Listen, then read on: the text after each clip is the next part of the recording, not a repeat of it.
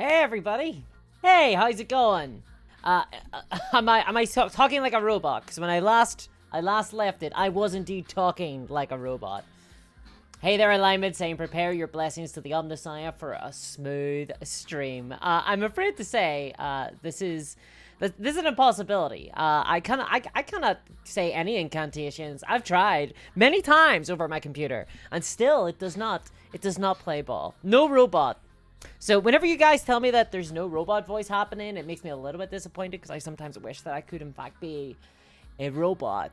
But alas, that's another dream for another time. How's it going, everybody? Sobel gets it. What about the sacred oils and the incense? You gotta, I mean, obviously I'm doing it with the sacred oils. I mean, come on, what do you think I am? Some sort of dark mechanican? Something? Beep Boop says, running online. Yeah, for sure. I gotta tell you though, like, I think I'm the only person who really suffers from robot voice pretty habitually on streams. I think I might be. I've never watched somebody else suffer from robot voice to the same extent. It is some sus blessings, Ivan. It is definitely 100% some sus blessings. So it says, hello, how are the Black Templars doing, Discourse? Nice to see you live again. Yeah, so the Black Templars, I've been looking into that, actually. So I've been looking into kind of what I'm into building up that force. I think this is probably actually going to have a video on it. I was wondering what to do for my Halloween video. And now, you know, this kind of walked into my lap a little bit, so I'm sort of like, well, this could be a Halloween video because it's fucking terrifying me. Absolutely terrifying me. So for those who don't know, I recently made a bet that 10th edition Warhammer would be announced on the 35th anniversary stream for Warhammer 40k from Games Workshop, and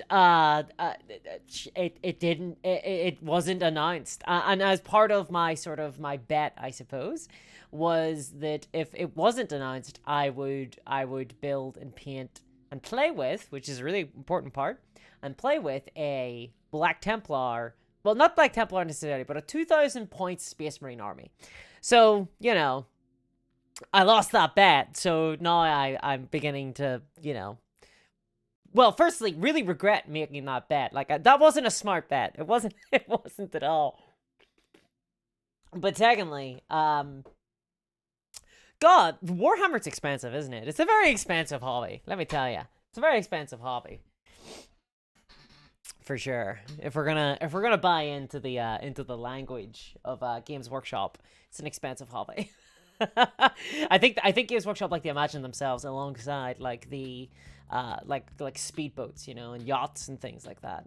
They're like, oh yes, welcome to the boys club. I'm afraid to say that it is quite expensive, which means that I already have a combat patrol. I have a Black Templar combat patrol. So that's the beginning. Whatever it is I make, that'll be the beginning. But I'm trying to be cost effective while at the same time not too small either, right? Because I think you could make a pretty relatively small army of 2,000 points.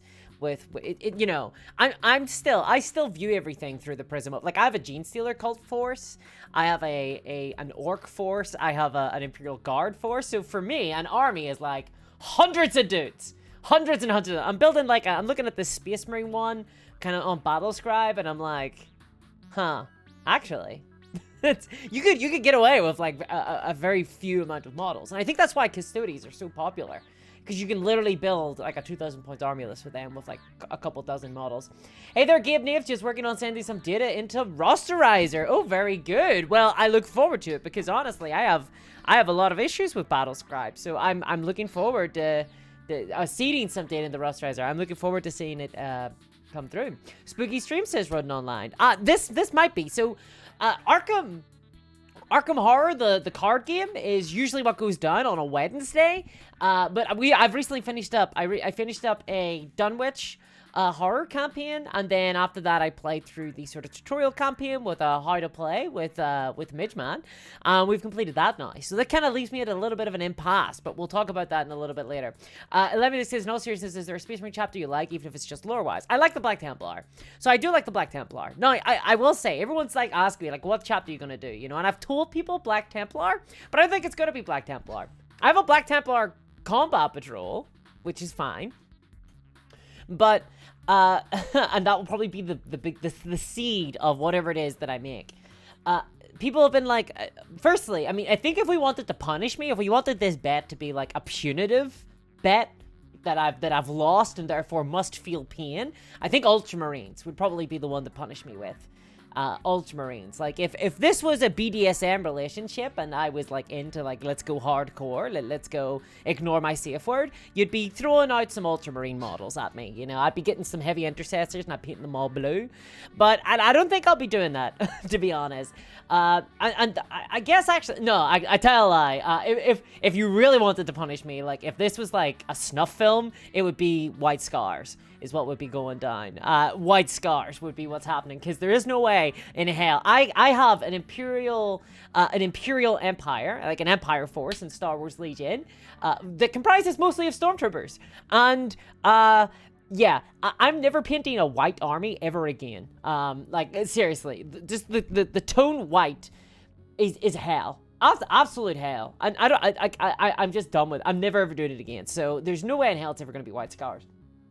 Yellow as well, like, so Imperial Fist. Yellow has a similar issue. Plus, yellow's a pretty lame color. I don't want to break this to you, but the only time that yellow is cool is when it is preceded by the word king, okay? So yellow king, Carcosa, all that sort of stuff. I love a little bit of Chambers, but apart from that, yellow's kind of a lame color. So I don't think I'll be painting my Space Marine chapter yellow. So all this to say is, I probably won't be picking an official chapter at all. I'll probably build my own custom chapter, because for me, a lot of the fun of Warhammer is in building your own sort of thing. So I'm not going to be replicating an existing sort of chapter. But I will probably base it on an existing one, for sure. I'll probably use, like, one of their codex supplements. Cyclone says, I'm looking forward to your custom chapter lore for them, or are you going to do BT with Black Templar lore and just do your own scheme? I'll come up with my own thing. I already had an idea for, like, a Space Marine sort of chapter, and I think I might utilize that. I might do that. It's like the Iron Judges, but we'll see. Levitt says, no, seriously, is there a Space Marine chapter you like? So Lieutenant Sybil says, this was even pre the expensive champagne, so that can't be blamed. Yeah, the expensive champagne that I bought to look just tacky enough. So I tried to go for the most expensive, tacky-looking Prosecco, which I think I succeeded in. It was a pure gold bottle that you could, like, kind of tear off and reveal that it's just a normal bottle. Hey there, Sugar Skull Kid says, you just wanted an excuse to get more Space Marines. Come on, like, more Space Marines. I don't own any Space Marines. Except for, I own, they're in storage, but I have, like, a box of intercessors that I used for a joke once. One of the most expensive videos I've ever made. Rudden Online says, did you mention a timeline? If not, so, I wanna do it in a video. So, it probably won't happen until next month, when I can actually film a lot of the hobbying aspects of it. Because, what's the point in doing, like, a 24-hour video if you're not, like, recording any of it, right? So, I will probably, like, I'm not building and painting a Space Marine army of 2,000 points over 24 hours and not gaining some sort of record for that, or monetizing that experience in some way. Screw that. So yeah, I will 100% be using that in the video. But I'm probably gonna actually, you know, like, I've been thinking about this, and I think I'm probably gonna make a little bit of content out of it as well, in terms of just getting started with the Space Marine army, because Space Marines are sort of very much the army that everybody starts with, right? Like, they are the kind of de facto army that everyone starts with. I think that Games Workshop are looking to change that a little bit with the Votan, but I don't think they're going to be successful. I think that people are still going to drift towards Space Marines, because Space Marines are cool with, you know, cool, but they are the quintessential sort of protagonists of Warhammer 40k for sure, even if they are the villains in a lot of ways. Alignment says, I mean, I started my 2,000 point Lamenters off a Blood Angels combat patrol. Well, there you go, you see. Terminators are high points count, says Written Online. Yeah, for sure. Although I will still probably be using infantry of some kind, because I'm a big fan of troops. I like infantry armies. The game name says, wow, Twitch just busted with a 4 ad interjection. It says Discord Games is taking an ad break, but I can see you talking. Yeah, I think that Twitch just has ad breaks now. So I think the only way to stop them is to subscribe. Scython says, if you paid ultras or white scars, you would sell them afterwards and waste all the work afterwards. Well, I mean, I might sell these. So someone suggested, it was suggested in the stream that I do a charity. And I might do that, actually. I might raffle them for charity or something, after they're all been completed. But I don't know, like, how interested people would be in that, right? Like, I don't think that I would get, like, basically, I would be embarrassed if I were to put out an army for charity and, like, one person were to, like, buy it. So I've never done anything like that before, so I'm not too sure. I'm not 100% sure about that. Alignment says the trick to white armor is near pure white and then just dirty it up. No, Alignment, the trick to white armor is just never do white armor. Just ignore it. Just pretend it doesn't exist. Sorted. 11x says, yeah, I hate you so much right now. Cries into his lamenters. Wait, are lamenters yellow? I thought lamenters were gray. Oh, no, I'm thinking of salamanders. Yeah, lamenters. Like, whatever, dude. Like, they're big, bright yellow guys, you know? It's all good. It's all good. Good evening, Lazarus. How's it going? Robot voice. So it happened at some stage. Yeah, it sucks when it happens. 24-hour video, 24-hour documented Discord is going crazy, says Rodden Online. Well, I've done it before. So I did create a Sisters of Battle army. Kind of roughly around the same time as this time last year. Was it like early January? And I am forever, let me tell you guys, I am forever getting shit for not doing a lot of hobby content on my channel. Even though my channel isn't really, like, hobbying, like, isn't really what I'm best at, right? Like, I'm okay at hobbying. I can paint some stuff okay. I can build terrain okay. But I'm, like, not really special at it at all. But I'm forever getting shtick for not doing a lot of hobby content. As if the only thing that you can add to the world, I guess, that is of value is hobby content in some way. And I obviously vehemently disagree, because I also like to bring a couple of smiles here and there and angry frowns as well. But I mean, like, I can't be held accountable for the angry frowns. They're the result of business decisions, not mine. But at least we can joke about them, right? At least we can joke about them. 11 says, I mean, you could use it to intro to collecting playing 40k, since we all know Marines are the default faction. Yeah, exactly, Alignment. That's what I'm thinking. I have a big problem. My content is not great for beginners, right? Like, a lot of my content is... So I will say that what I notice is that I think the demographic of people who, like, tend to watch my content tend to skew a little bit older. People who've been in the hobby for a little bit longer, because not that people have grown cynical, but they have begun to see the cycles, right? Whereas with a lot of younger people who have come into Wargaming the first time, especially through Games Workshop, are just first...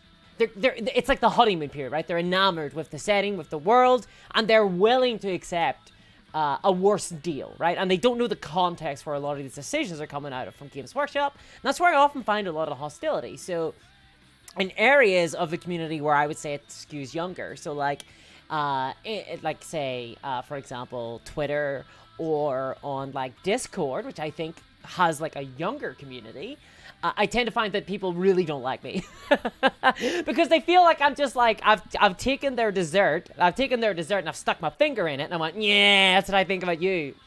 When in actuality, what I'm trying to say is that, like, look, I've been around you for like 20 years, okay? And like, you can kind of delineate, like, the Games Workshop are ultimately a business, and that you can see that they're making certain decisions for certain reasons. But you know, the people are like, why don't you paint more models, huh? You're not a real hobbyist? Which I get a lot of that. I get a lot of accusations that I'm not a real hobbyist. For some reason, I don't know why. I don't really hear people say that about many others, but you know, for me, I get called not a real hobbyist at all the time. Painted a video while you're fully dressed up as a clown, says Alignment. Oh man, like, you have no idea how long that clown makeup takes to get on. It's so messy, and to get it off again, Jesus Christ. Oh my god. It's a real horror show for sure. A real horror show. Silent says, playing Inquisitor Martyr? Oh no, I have to kill my cute little sneaky slice. So I tried playing that game, the Inquisitor game, and it's okay. But I've never been like a huge fan of the Diablo style game, right? Where you're top down and you're clicking everywhere. You're just clicking, click, right? That's the game. I've never been the biggest fan of those types of games. I played Diablo 2 when it first came out, and I thought it was okay. And then Diablo 3 came out, and nobody could get logged in on the first night, and that was me done with it. The real auction house, if anyone remembers that, the real money auction house is what kind of killed that game for me. Lazarus is older, not quite 40 yet, I'll have you know, you young whippersnapper. I'm talking demographic trends here, Lazarus. I'm not saying individuals, you know.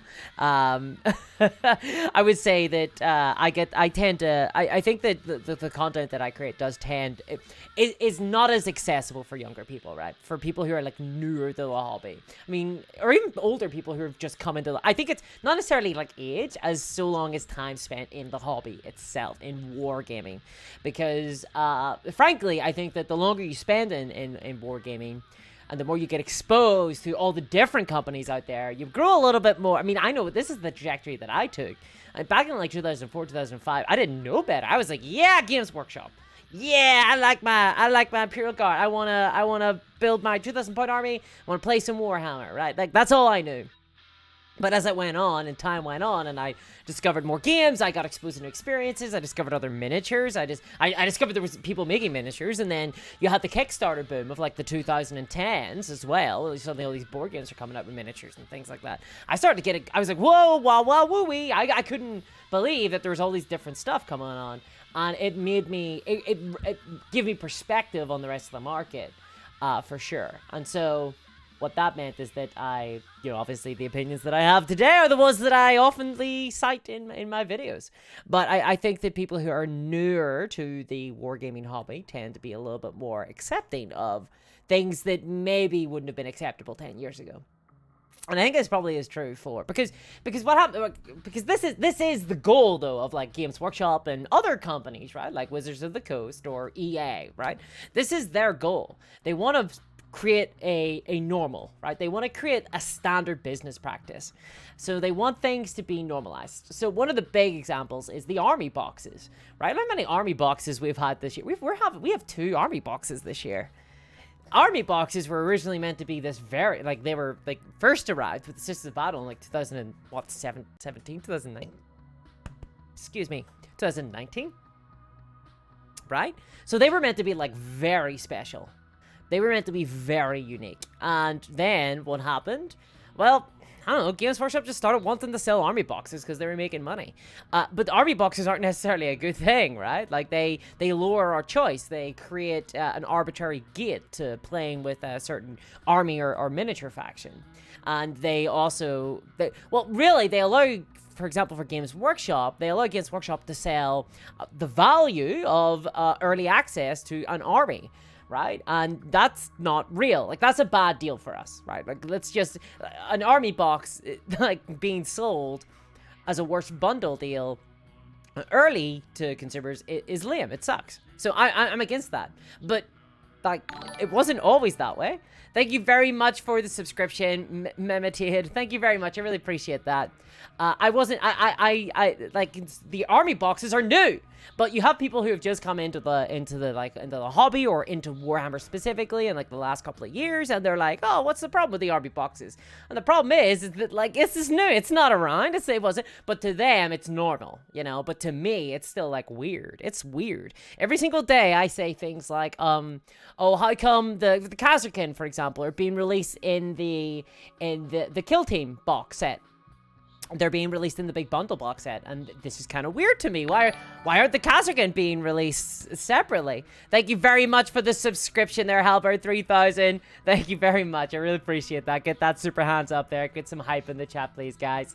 To me, the Kazarkin, like, so the Kazarkin to me are a Warhammer 40k squad. I still have been using them that way. I have the old metal sculpts. And so the idea of releasing their first plastic sculpts in like 20 years, or like ever, really, for Kazarkin, is kind of weird to me. And so I'm of the opinion that they should not be released as part of this big bundle set. They should be released separately as an army force.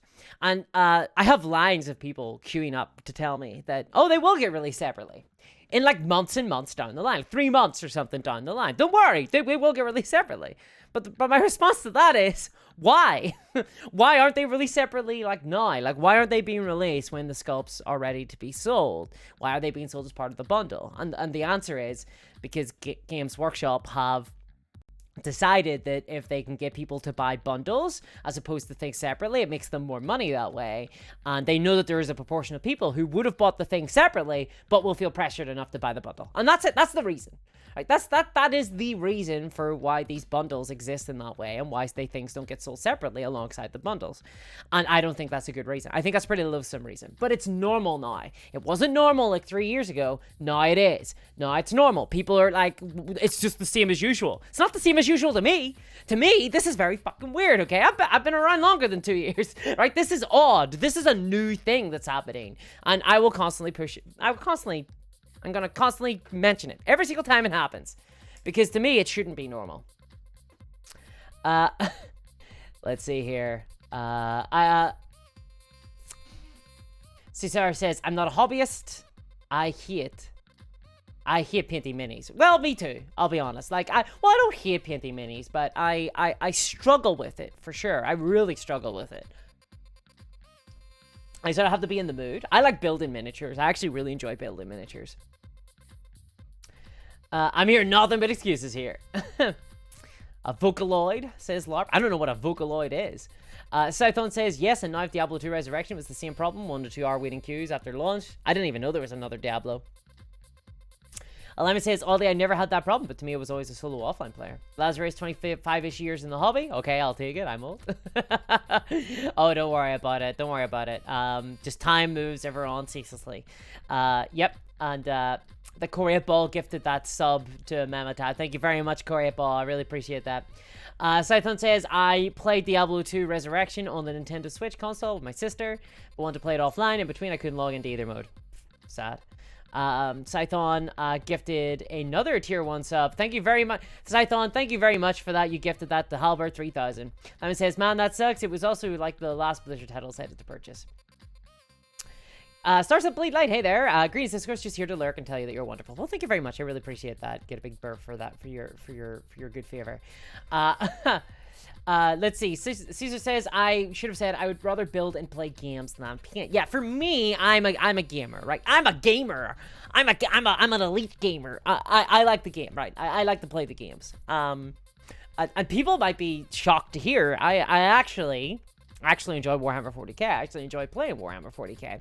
Well, and there's also good things I can talk about with Warhammer 40k. It's just that I never really have the time to talk about them because I'm too busy trying to basically explain why Games Workshop are taking this new thing that they're deciding to make this new product that they're making, and giving my opinion on that, right? I try to give constructive criticism. My most recent video is super constructive criticism. I'm just saying. Speaking of which, actually, so yesterday, my internet went down, which meant that I was trapped in this room like a little, I don't know, like a person who lives in the wilderness, I guess. I was trapped in the room. So I ended up doing two things. I built a bunch of terrain, and I painted a bunch of models. And what I built was, I built this, the Pit Dredgers camp for Warcry.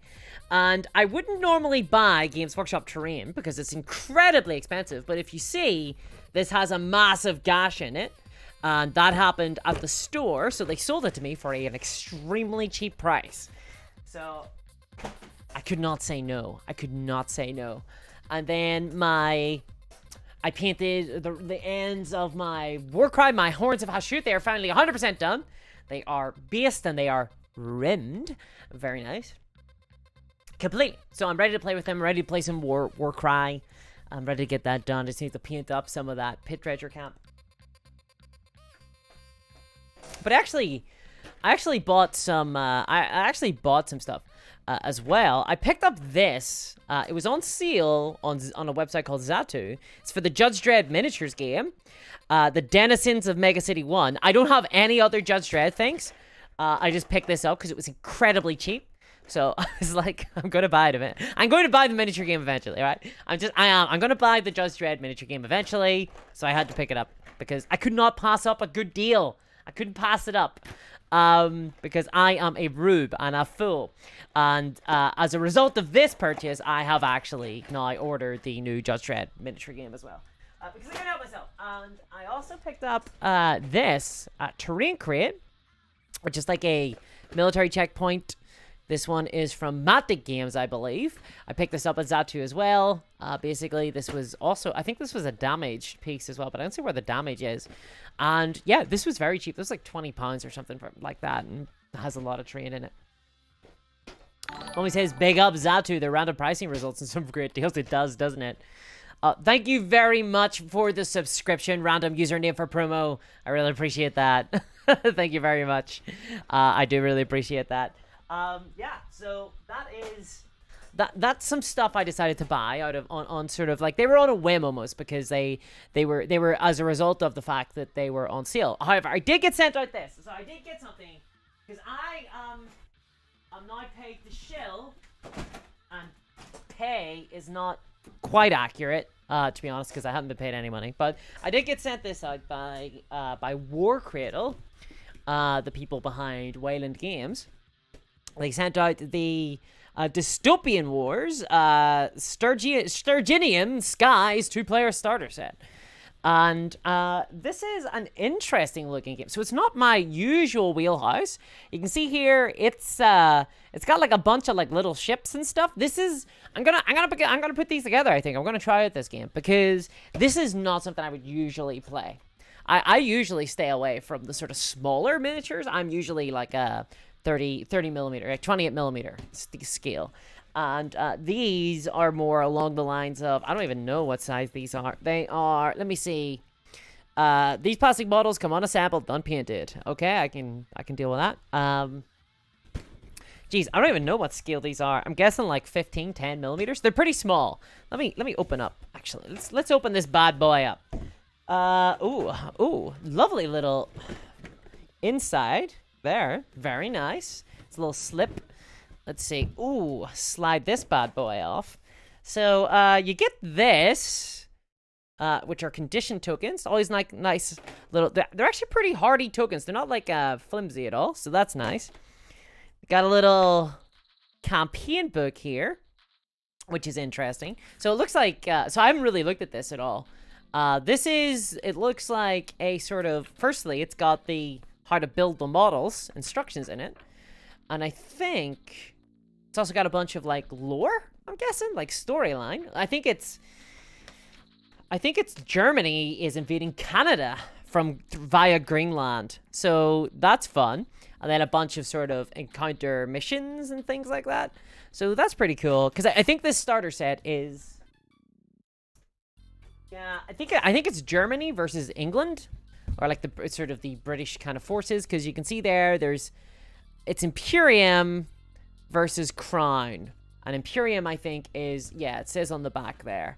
So Imperium, for use with Imperium and Crown. And I think Imperium's Germany or Prussia or something like that. Central Powers. And then the rule book looks a little bit banged up, actually, just from the traveling. And then it's just a bunch of sprues. Like, a lot of sprues. Like, a lot of sprues. Like, I'm not sure how to show you guys how many. Wowzers. That's a lot of hard plastic, Cotton. That's a lot of hard plastic. Good morning, Elise. Good morning.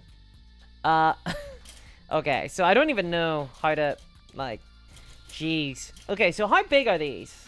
What's the scale, would you say? If this is my face, okay, and this is the sprue. Is there like a reference pair or anything around? God, I don't even know. I've got nothing that can, okay, here's a pot of paint. Here's a paint pot. Okay, so that's a pot of paint. So what size are these? I can't even tell. Damn, there's a lot of sprues in here. You got some cards. Looks like some kind of victory cards. Need a banana for scale. 6 millimeter, could be. Some little tiny dice as well. Go with your little tiny miniatures. Very nice. And some regular sized dice. So this is interesting. Okay, you got some textured bases here as well for boats, which is kind of cool. Or for Zeppelins, I think, actually. For Zeppelins. So this is it looks interesting. I'm normally not into these kind of scales, right? I like to be able to see the whites in their eyes.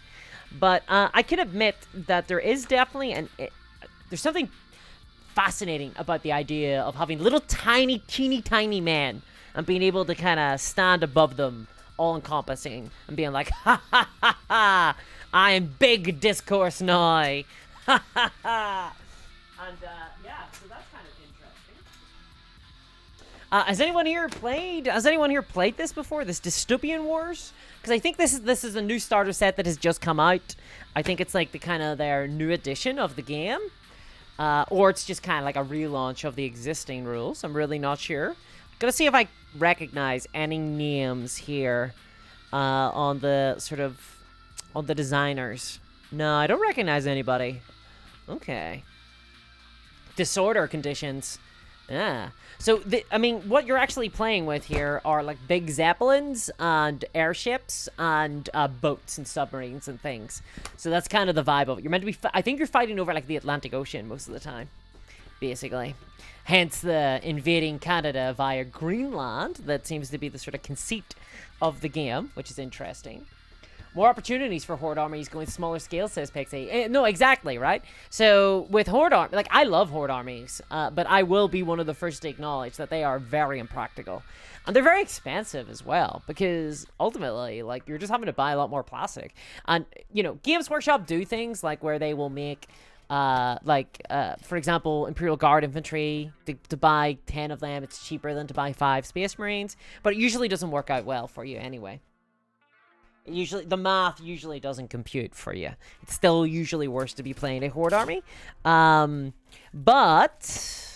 I will say, it got worse. I still remember, and it happened, I think, just as I joined Warhammer back in, like, 2005. The Imperial Guard Acadian infantry boxes, which are still being sold to this day and just being replaced this year, they used to be 20 men for, like, £15, so, like, 20 men for, like, $20. And then they changed the box. They kept the price the same, but they changed it from 20 men in the box to 10 men, and it was that was tough. That was tough. As someone who collected Imperial Guard, that was a really tough change to stomach for sure. The GW walls hurt my eyes. There's so much shit all over them, says Halbert 3000. No, I get you there. So that's kind of my problem with Warhammer terrain. Current Games Workshop terrain, it looks very pretty. Like, it does. It looks really good. And I actually really enjoy putting Warhammer terrain together. They're very intricate, though, at times for terrain. Sometimes I kind of just want, like, very simple terrain. Ultimately, terrain... I think Games Workshop treat it the way they treat their models. They try to put, like, a lot of effort into the detailing. And with terrain, that's particularly egregious. Because really, terrain should just be the background. It's like the paper that the actual thing is drawn upon, that the art is drawn upon, right? The illustration. Whereas Games Workshop, I think, tend to really, really go all out on making their terrain very bespoke these days. So that's kind of annoying, honestly, because with terrain, you sort of just want it to be very simple, very quick, and easy to get on the table. As a gamer, right? I mean, if you're a painter, if you're someone who just wants to paint, ooh, the vanity sleeve. If you're a painter, if you're just someone who wants to paint, then sure, like, have loads of details. But, like, how many people are buying terrain just to paint it and not play with? I feel like terrain is a very gameable experience, right? It's designed for function, more so than miniatures, because dioramas, I guess, just aren't as popular. And even then, if you're making a diorama, I think that most people tend to kit bash their dioramas as opposed, because it's at such a high level, right? Whenever you're making, like, dioramas of terrain, I think that tends to be a very high level of the hobby, you know. Imagine buying terrain. Well, you can build it from stuff, says Dandy Lee. Well, I mean, sure. I don't kit bash stuff, really, to be honest. I don't kit bash stuff. I did for a little period of time, like years and years and years ago, whenever I was kind of playing orcs. I would kit bash stuff for them. My first Imperial Guard army, originally I was going to kit bash things. Thank you very much for the follow there, Tibidowski. But I ended up, I kind of got over that part of the hobby. I'm not creative enough. I'm not imaginative enough. My brain doesn't work that way, basically. I find it hard to kit bash. I am a scrub. I require people to tell me stuff, which is why I've been very frustrated with some of the newer Games Workshop kits, because they are very tough to customize in any way. They're all very monopose, or there's not a lot of decisions to make, not a lot of customization, and I struggle with those because I enjoy kind of customizing my models, but within a limited, within a limited palette, right? Whereas I like to do it inside the garden. Whereas people are like, well, just kit bash it. Like, I can't. I physically can't. Like, I'm not good enough to kit bash it. So this is a direct downgrade for me in a lot of ways. Space Marines have a faction for everything else. They should have a Horde faction too. Ultimately said, oh, Jesus Christ, Pixie, really? Are we gonna give Space Marines Horde? Are we really gonna give them Horde? Come on. Come on. I'll tell you what, though. I did get this. I didn't buy this. I was given this. Not by a company, but by a friend. This. I got the Northman Folk Rabble. This is for my hotly anticipated... God, I don't know why this box is sticky. I don't like it. The hotly anticipated. This is for my 40k Sisters of Battle force. Because my Sisters of Battle it'll be like a Witch Hunter's force. So there will be I'm gonna kit bash, basically. Like, very simple sculpts. I'm gonna build some of those guys to be like kind of like a mod camp followers, basically, who are following a witch hunter around. They're like the angry mob, you know? You gotta get an angry mob. If you're gonna do some witch hunting, y'all need a angry mob. Hey there, Tabletop Minion says, I like to keep my terrain more subtle. Makes the minis more the focus. Yeah, no, exactly. To be honest, I paint my terrain very simply. Lots of null oil, lots of dry brushing, just single colors. That's it, really. I don't go any hammer than that, for sure. Because, ultimately, like, sometimes I see terrain, and it's hard to look at the table. It's like looking at a Games Workshop press release when they're showing off their models, and you're kind of blinking. You're trying to work out what the hell you're looking at. The silhouettes are all confused. The models are, like, blending into the terrain. I don't think that's great. And really, I don't think terrain needs it either. There's, like, a lot of really beautiful terrain that is done with very simple stuff. Like, if you ever buy, like, aquarium terrain, you can make that look really cool very quickly. But hey, I mean, like, 50% off. You can't say no to 50%. I think this was like 25 pounds for the Pit Dredger camp, which I thought was a pretty good deal. Thank you very much for the subscription and the little whoop. Thank you very much, RB. I really appreciate that. I really appreciate that.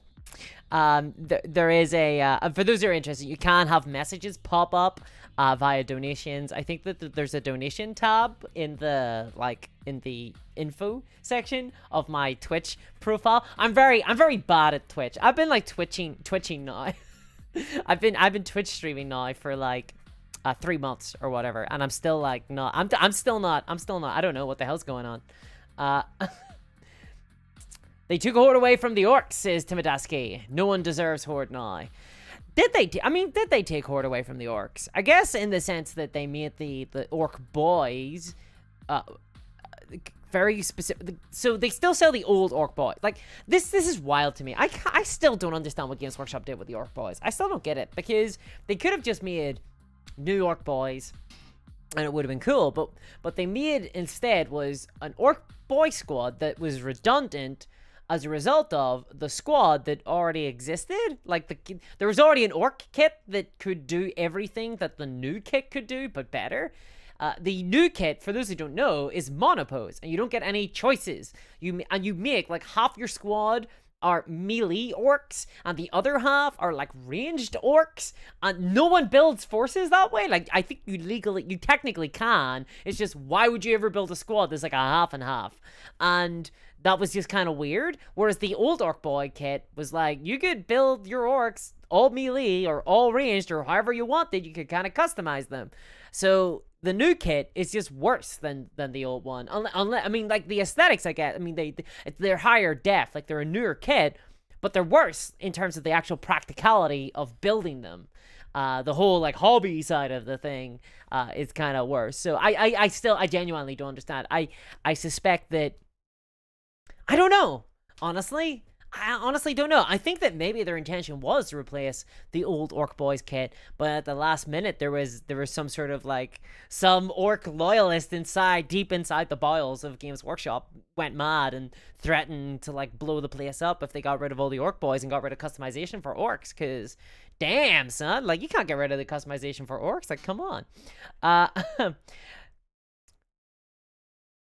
Pig says, but I don't understand. I don't get why GW hasn't given them Horde as well, so they can push even more Space Marines. Well, because the Space Marines' power fantasy is that they're meant to be really strong, tough boys. Now, obviously, that's not really the case in Warhammer 40k because they're the normal, right? Like, so they are the every other faction in the game exists as compared to Space Marines. That's why MEQ has always been the sort of default level. Whenever you're thinking anyone's talking about Warhammer, they're always talking about how to handle MEQs, and MEQ means just Marine equivalent. Although I've heard PEQ as well, which is Primaris equivalent, because they're kind of like a step up. But the Space Marines were always the normal army. They were like the default, and which kind of sucked because it kind of means the Space Marines don't feel special. Space Marines feel very like regular, like they don't feel special at all. They feel a little bit more so now that Primaris exist and they have 2 wounds. That's kind of wild. It's still kind of funky. Thank you very much for the subscription, Lieutenant Sobel. I really appreciate that. Thank you very much. Love to see a little bit of super hands telling me about how Moorish this crack is, huh? We're all talking about the fun crack, not the drug kind for sure. So whenever I played Imperial Guard, my guys felt weak. It felt kind of like goblins, you know? But I think it was in 3rd edition, everything was based off of Imperial Guard. So I think it was Strength 3, Toughness 3, Wound 1, you know, Armor Save of 4+ or 5+ was kind of like the default. And then Marines were like +1 to all those stats. And except for the Armor Save, you know, Orcs were like +1 to like the Strength. It was that kind of level of stuff. Whereas now everything starts with the Marines and goes off. And I get what you're saying. You can make them a Horde army. And honestly, one of the things that I think would always suit Imperial Guard would be more human forces, like more supporting elements. I always thought that you could make Space Marines cooler if they had more like Imperial Guard style stuff inside their forces. And I don't mean like Imperial Guard, but I mean like, why the hell are Space Marines driving Predator tanks? Like, why are you've only got like 1,000 of these guys. Like, why are you using one of them to drive a tank? Just like use like 4 humans to drive a tank. Like, Bob's your uncle. Why are Space Marines like shooting turrets? Like, Space Marines, like if you had a chapter of Space Marines, why are you using them to like shoot heavy weapon machinery and stuff? Anybody can do that. Have the Space Marine get a sword and fight the Horde. Like, off he pops, you know, strap a jetpack to his back and fly him straight at the enemy. That's what you do with the Space Marines, or have them tactically insert into areas and locations.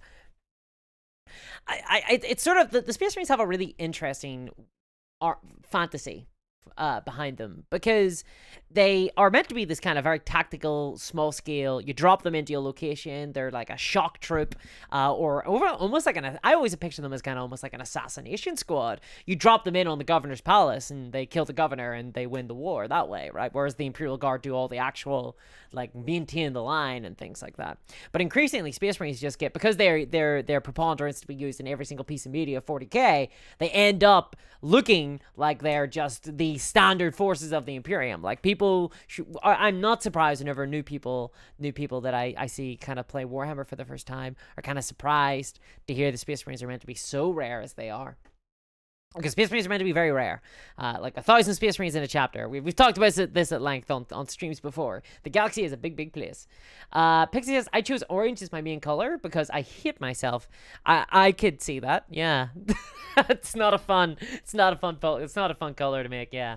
Unfortunately, not at all. Timodowski says, less the kits, more the rules. Leadership is a real problem with orcs to begin with, and blast doesn't help. Oh, that's fair. I feel like Horde armies in general, though, kind of struggle these days. I feel like Horde army, like all troop infantry, sort of struggle a little bit. Lord Pierce saying, GW gunning for bits traders. Can't use third party if you don't choose heads and arms. Yeah, there's a lot of decision making that goes into the kits of Games Workshop that are designed to prevent competition, which really sucks because they effectively have a monopoly on wargaming, right? Like, they are the biggest by such a wide margin. I really wish they would stop worrying about this stuff that doesn't matter. Third party bits doesn't matter. It just doesn't matter. Like, Games Workshop are going to be making tons and tons of cash if third party bits exist or not. They already have a policy where you need to have at least all Warhammer, like all Games Workshop official licensed miniatures in order to play in their stores. Like, they should have just been happy with that. Like that's enough. Tournaments, that's enough. And I think one of the reasons why Games Workshop are getting so big into the tournament scene these days is because it means that they can enforce things like preventing 3D printed armies, for example, from being played in tournaments. I think they really don't like the idea of that being normalized. So they can control those sorts of elements by like partnering up directly with the ITC and things like that. They can control the sort of proxy policies, but you know, like, and it's to be expected. Like I'm not surprised that Games Workshop are trying to, you know, prevent people from playing with third-party bits. I think it's like a boneheaded business move, though. I don't think it's like the smartest move, because you see things like, there are people out there who have they have bought Warhammer miniatures directly from Games Workshop. They spent a lot of money on it, and then they maybe want to add some like 3D printed bits to like customize their regiment or customize their chapter, and then they can't play in a Games Workshop store anymore. And I think that's really dumb. I think that's like a really stupid decision. I think that they should be more open to those people, because those people are spending so much money, like by telling them no and not letting them play like in your officially sanctioned tournaments and things. I think that's going to just drive them into other games and prevent them, like stop them from playing in your tournaments and stop them from buying all the miniatures that they're already buying. You don't want that person to leave the hobby. Like, for sure. You don't want that well, they probably won't leave the hobby, but they will probably stop buying Warhammer. Hello there, Moister50. How's it going? Malumni says, the Black Templar Neophytes Initiates are a great example. Just dudes with shotguns and their power-armored boyfriends. Yeah, so I was looking at the Neophytes. They're kind of interesting. Although I think that if I were to build them, I would just give them all swords and just, like, off you pop, you know? The back to RB Gaming says, oh my god, so true. Space Marines should have more auxiliary non-marine units to do all the driving and such. Hell, even just as cannon fodder, so the Marines are fighting 10,000 to 1. Yeah, like, I mean, I get it. Like, I understand that the power fantasy of playing Space Marines is playing Space Marines for sure, but I feel like the Space Marines could, I know, this is like a long-term, this is like a very old complaint I have about Space Marines. This is like very old. It's kind of too late now because custodies and stuff like that exist. But I always imagine Space Marines to be more like how the custodies are today, with a very small force, and you would be able to supplement them with infantry, with like neophytes. Yeah. Good evening, Lazarus. Let's see here. Scython says, the missing link in the Space Marine Force are auxiliaries. They exist in 20-year-old novels about Crimson Fist's Rin's world, at least. I did not know that. I did not know that auxiliaries were in the lore and things like that. I just always thought it made sense, for sure, but thanks for letting me know about that. The Riddle22, hey there, welcome to the chat, says, why not have an Imperial Guard army of the Space Marine Commander or a Space Marine that can be a meat shield? Well, the old Witch Hunters Codex used to be, that's how I'm building my Witch Hunters. I'm currently visualizing, kind of like The Secret, right? Like, I'm visualizing it. One day it'll happen. I'm basically visualizing a Witch Hunters army at the minute. That's what I'm kind of thinking about. That's like my next big, massive hobby project after this 2,000 points worth of Space Marines. But maybe I'll fold the Space Marines idea into this project. Anyway, it's a Witch Hunters Code. It's using the Witch Hunters Codex from like 4th edition, basically rebuilding a Warhammer 40k 4th edition army based on Witch Hunters. So it'll be an Inquisitor, it'll have a bunch of Sisters of Battle, and a bunch of Imperial Guard as well, because that army was designed to be, you would take Imperial allies and you'd smush them all together, like you would soup them up, and they'd basically be able to play together. And that's my plan. I'm going to be doing that. And I mean, I guess I could introduce some Space Marines to this. Like, there's nothing to stop me, actually. Maybe I'll build my custom chapter based on that idea. Maybe they will be like an Inquisitors. There's already an Inquisitor, like, there's already like a Space Marine chapter that are like very in with the Inquisition, isn't there? That already exists. Who is that? Who is that? Can someone tell me who that is? Courier Ball says, Space Marines should be elite options with a horde of serf. Basic drift. Yes, and call them serfs.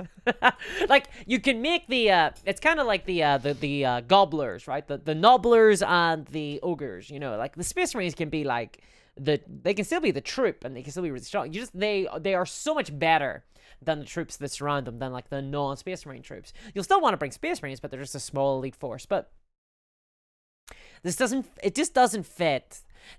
The Space Marines lore and the Space Marine gameplay have always been very separate things, and I mean, even with Primaris, I still think that's the case. Space Marines have always been weird to me as a faction. They've always been kind of odd. RB says, one Space Marines for each planet in the Imperium, which does mean since the Rift opened, there's like twice as many Marines for each planet. Now, is that even true though? Because like there's 1,000 guys in a chapter, except for like the Black Templar sort of chapters who just ignore the Codex Astartes. So there's like 1,000 Space Marines per chapter, but there's like billions and billions and billions of planets, right? Like there's billions of them. So I don't think there even is one Marine per planet. I think it'd be way less. The riddle says, wait, you can play only Warhammer in the stores? That's dumb. Well, in the Games Workshop stores, yes. Although I actually haven't played a game of Warhammer in like a Games Workshop store in a really long time. I'll say that much. And I know that they stopped allowing you to play in their stores over COVID. I assume they have walked that back now. Give Marines Imperial Guard like cultists, like get chaos chaos get cultists. Yeah, so I did a video on this. I love the idea of a cultist army with Chaos Space Marines kind of filtered in here and there. That's always how I kind of imagined them. I think that the Space Marines make for a better... right now, they're bread, right? Like, right now, Games Workshop use Space Marines. They use these superhumans as bread. They're, like, the basis, the very foundations by which the world, the universe is made on. But I would prefer it to be, like, a little extra... I'm trying to think of something you put in a sandwich. Like a little bit of cheese. A little bit of sprinkled cheese on top. You know what I mean? Just to add a little bit of... a little bit of spice, a little bit of pepper or something. I don't know, on this cheese and pepper sandwich. I always thought that would be kind of the way to do it, but I think I'm in the big deep minority. I think I think most people prefer to play full Space Marine armies.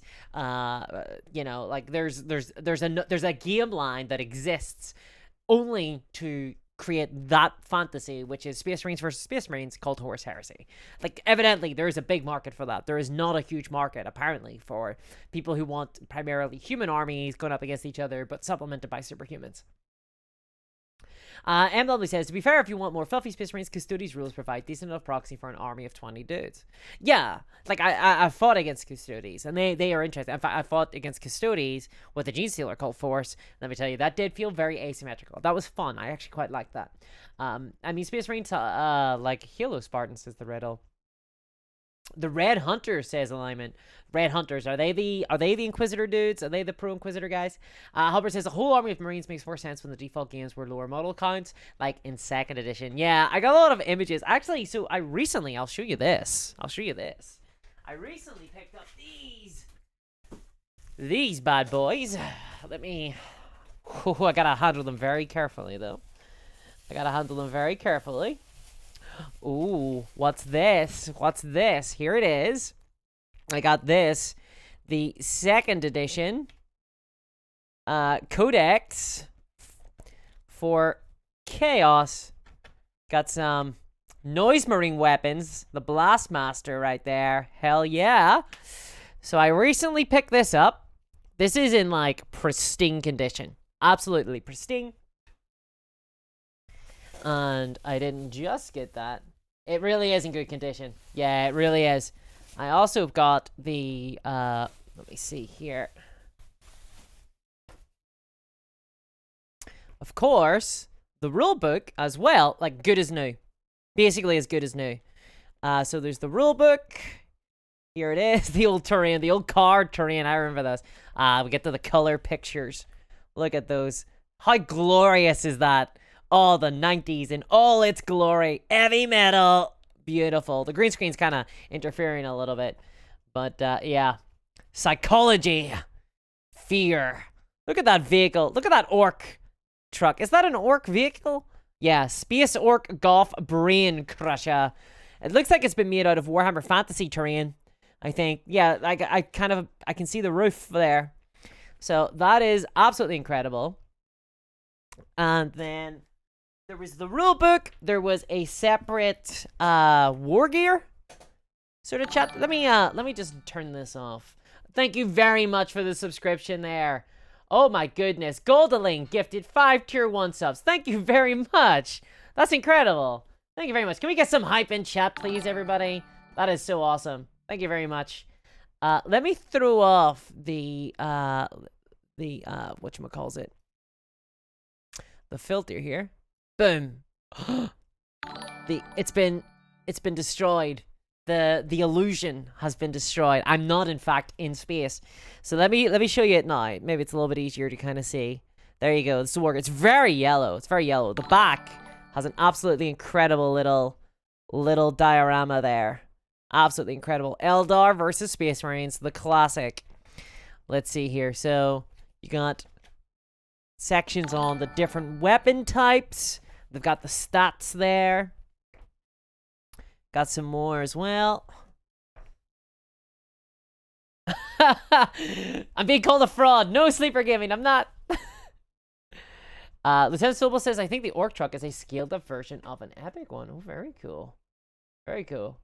Apart from the god-awful close combat rules, second edition rules were pretty decent. I never played second edition. But I do have the rulebook now, so in theory, there's nothing to stop me from doing so. So this is all very cool. It's just like, it's a big book of like war gear, basically. How much did this? I'm trying to see, did it have an RRP price at the time? No. Aha, back whenever they would actually credit their artists there. War gear cover, Dave Gallagher, artwork, John Blanche. Incredible. Okay, that's the artwork. And then, of course, I also picked up the Codex Imperialis there. Look at that artwork. How good is that? Oh my god. And this is just, I think this is all the different Imperial factions. You've got like the section on the galaxy there. Some cool art. It's black and white in a lot of places. We have the Imperium, sort of the sections on the different parts. LOL. That book was trapped in the starter box. Was it now? Was that the only place to get it? Adeptus Ministorum. Oh, the orcs are in here. So is this all? I think this might be all the factions. I think that this might be an index. Yeah, because here's the Eldar as well. Even the Eldar stuff is in here. Those were the 3 books you got in the second edition box set. Okay, very cool. Very nice. I don't know where... So, a friend of mine runs a bookstore, and she sold these to me, basically. She got them somehow. I have no idea how, but they were... as soon as I saw them, I was like, I'll take them, please. I will take them off your hands. Yes, please. I'm really pleased to have got them, because they really are cool, and they are very pristine. I have no idea why they're so pristine. It doesn't make any sense to me, but they are. So that is very awesome. I'm really happy to get this. I'm just going to put them back here very carefully, because I don't want them to get damaged at all. I also picked up a bolt action rulebook, but no one cares about that one. No one cares about that. Everybody wants to see the second edition glory. The Codex Imperialis was the lore book back in the second edition starter set. Okay, that's awesome. That's pretty awesome. So, like, second edition, I am very ignorant of second edition. Second edition, to me... Oh, my God. Hold on 1 second. Let me put the mask back on. Oh, there we go. Feel safe again. Second edition, to me, is like another world. Third edition was old. Whenever I started. You know, it was like the previous edition. I started in 4th.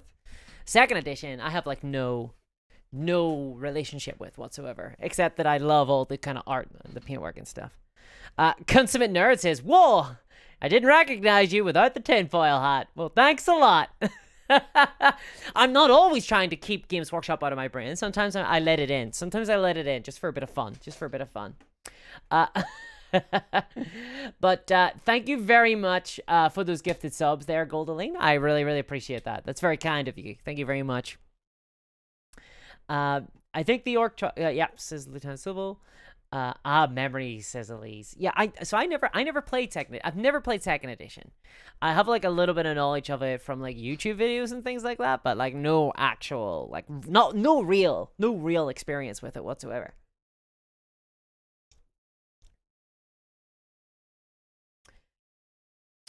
Theta Sigma says those were the 3 books you got in the second edition box set. Okay.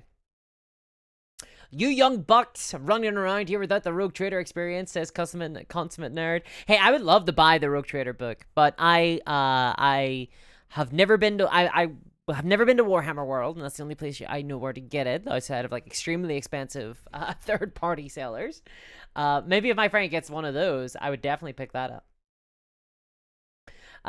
Pixie says, second edition was my first attempt to get into the hobby. Could only afford a few minis, no starter box, played no games. Sad. That is it's a very, I think it's a very earnest experience for sure. I don't think you're alone in feeling that. I'm trying to think of what was the first thing I bought. I think it was some Sisters of Battle. I think it might have been, I think I bought an Inquisitor and some Sisters of Battle. I remember I bought some Seraphim, and someone and a guy at the local store offered to paint them for me because I was really bad at painting. Even back then, I knew I was not destined to be a great painter. So I had some Sisters of Battle. This is like old school metal Sisters of Battle. I bought some Seraphim. They were metal as well. And there was a guy I met at the local game store, and he offered to paint them for me. And I said, sure, but here, take one Seraphim first, and then, you know, I'll see how good the paint job is, because I'm not going to be, like, letting this guy ruin my Seraphim, right? And he said, sure. He took one of my Seraphim, and then I never, ever saw him ever again. He took my Seraphim and left. I presume fled the country with it, and I think he's still absconded to this day. He's still on the run. So if you're out there, you know, look, I just want the Seraphim miniature back. I'm not going to push for prosecution, okay? Just bring the Seraphim back home. I miss her, okay? I just want to know she's still okay. Yeah, son of a bitch stole my Seraphim model. So there we are. I want it back, but it's long gone now. Long gone. And that was my first and last time. I was like, I'm never ever going to give somebody just a miniature to like paint for me. No thanks. Random user for promo says second is closer to Rogue Trader than third, if memory serves. The biggest change from Rogue Trader I recall were the psychic powers and close combat. So yeah, second edition things were a lot more small scale. I think third edition was the first time that it actually started to get more like kind of Warhammer as we envision it today. Lazar says third was my first game. Yeah, so I asked on stream last week what was the edition that everyone started with, and it felt like it mostly was it was kind of funny because it was either third or second, or it was like ninth or eighth. That was kind of the sort of the skew. Whereas I remember third and fourth being pretty relatively popular, but could be just people who were like on at the time, right? It's only a couple hundred people, so it's not like a huge it's not like a very scientific survey at all. Hey, what the hell? Yes, there we go. Pop that on. Fourth, the glory days of the guard, says Consummate Nerd. I wouldn't know, because I played an all-infantry army and sucked, and I got my ass kicked all the time. Halbert says, don't be shocked that there aren't any psychic powers in your second edition books. That was a separate supplement. It was compartmentalized because it was more involved. You didn't have to use it. Interesting, so it was like an expansion. I have to imagine the Eldar struggled a little bit then. Lemonade says, I tried to get into 40k whenever it was the Tower launched. Was that 7th? Tower launched in 3rd edition. The very end of 3rd edition. They were there for 4th edition, but I remember because Tower were new when I came in. Tower were like the weird new faction. Nobody liked them apart from like the couple of people who played them at the local game store. People, so it wasn't 7th. Yeah, that was a while ago then. Yeah, it was alignment. 4th was the second time I tried to get into the hobby. Bought a few minis, got rulebook and codices, played no games. Damn, dude, you gotta play the games, you know? For me, Warhammer has always worked best as a game to play, right? I honestly, I struggle to paint miniatures for games that I'm not playing. If I can't like just build and paint minis just for the sake of it. It's just not who I am for some reason. I need to have a purpose. I need to at least intend to play with them at some stage. I need to be building them and painting them for some sort of experience. I'm like a very purpose-driven builder and painter, for sure. Like I've been working on my Horns of Hashut. They are finally all done, but that's like I'm building them and painting them to play with, you know? So let's see. So I went for like a little purple kind of color scheme for my Horns of Hashut. Here, these are the Warcry faction. I don't know if you can see it very well. Let me slap it over here. And of course, I went for the colorful base color. This is probably one of my favorite models from the Horns, I should honestly. The guy with the skull, or with the shield. They got a lot of details on them, but it's basically just a lot of bronze. A lot of bronze, a bit of screamer pink, you know? Off you pop. So they were kind of fun. They were fun enough to paint. I like painting metals. Because you don't need to shade them or anything. You don't need to add, like, well, you need to shade in the sense that you throw a bunch of Nuln Oil on top and you're like, done. Liquid talent. But you don't need to add, you don't need to highlight, you don't need to add in, like, go for deeper bases, you just go metal. That's me. People are like, let's do non-metallic metal. Why would you do that? Metal is so easy to paint. Why would you make it hard? I don't get this. I get if you're going for, like, a golden demon, I suppose. Consummate Nurse says, Elder Struggle, ever. In 4th, I don't remember them being very good. In 5th, I don't remember them being very good. In 6th, I can't remember, actually. But in 6th, I played Dark Eldar. That's when I started to play Dark Eldar. Or was it 5th I started to play Dark Eldar? And I don't remember them being, like, particularly strong. Because they had a new codex. Jesus, I'm trying to, like, not go into my memory banks. Larpia says, weren't they in 4th? So Toy were in 4th, but I thought they were added in 3rd. At the very tail end of 3rd. Laminating says, I don't know what edition. My only memory of that army was building the original full battle force they sold for Christmas, then going to my FLGS and getting basically shamed out of learning to play from a bunch of 40-year-old neckbeards. Awesome. You gotta love the gatekeeper guys who are like, no, child, you're not allowed into this big, cool hobby of ours. Yeah. That always sucks. That always sucks for sure. Like, I've never understood that attitude of you don't want people to, like, come in and play, because that's how a game store dies, right? Like, that's how a hobby dies. If new people need to come in. You need new people. Consummate Nerd says, so that purpose couldn't be collecting 14,000 points of the 111th Talaran Jackals. No. Not for me. Like, I totally appreciate if you're all in on, like, 14,000 points worth of Imperial Guard infantry, but I can't buy it just to buy it. I mean, don't get me wrong. I will buy it just to buy it, because there is a dopamine rush from the act of purchasing new miniatures. But I will fool myself. I'll trick myself into thinking that I'm going to play with it at some stage. I want to show you guys something again.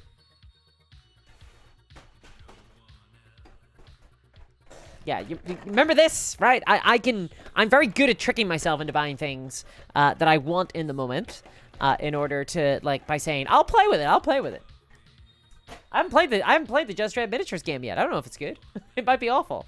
Although I do like the idea of it. So the starter set comes with, you get 2 judges and you get like 10 gangers, and I cannot wait to play the gangers and get mowed down, because I love playing the mooks. I love playing the goons. I'm all about playing the goons. I want to get mowed down by the protagonist.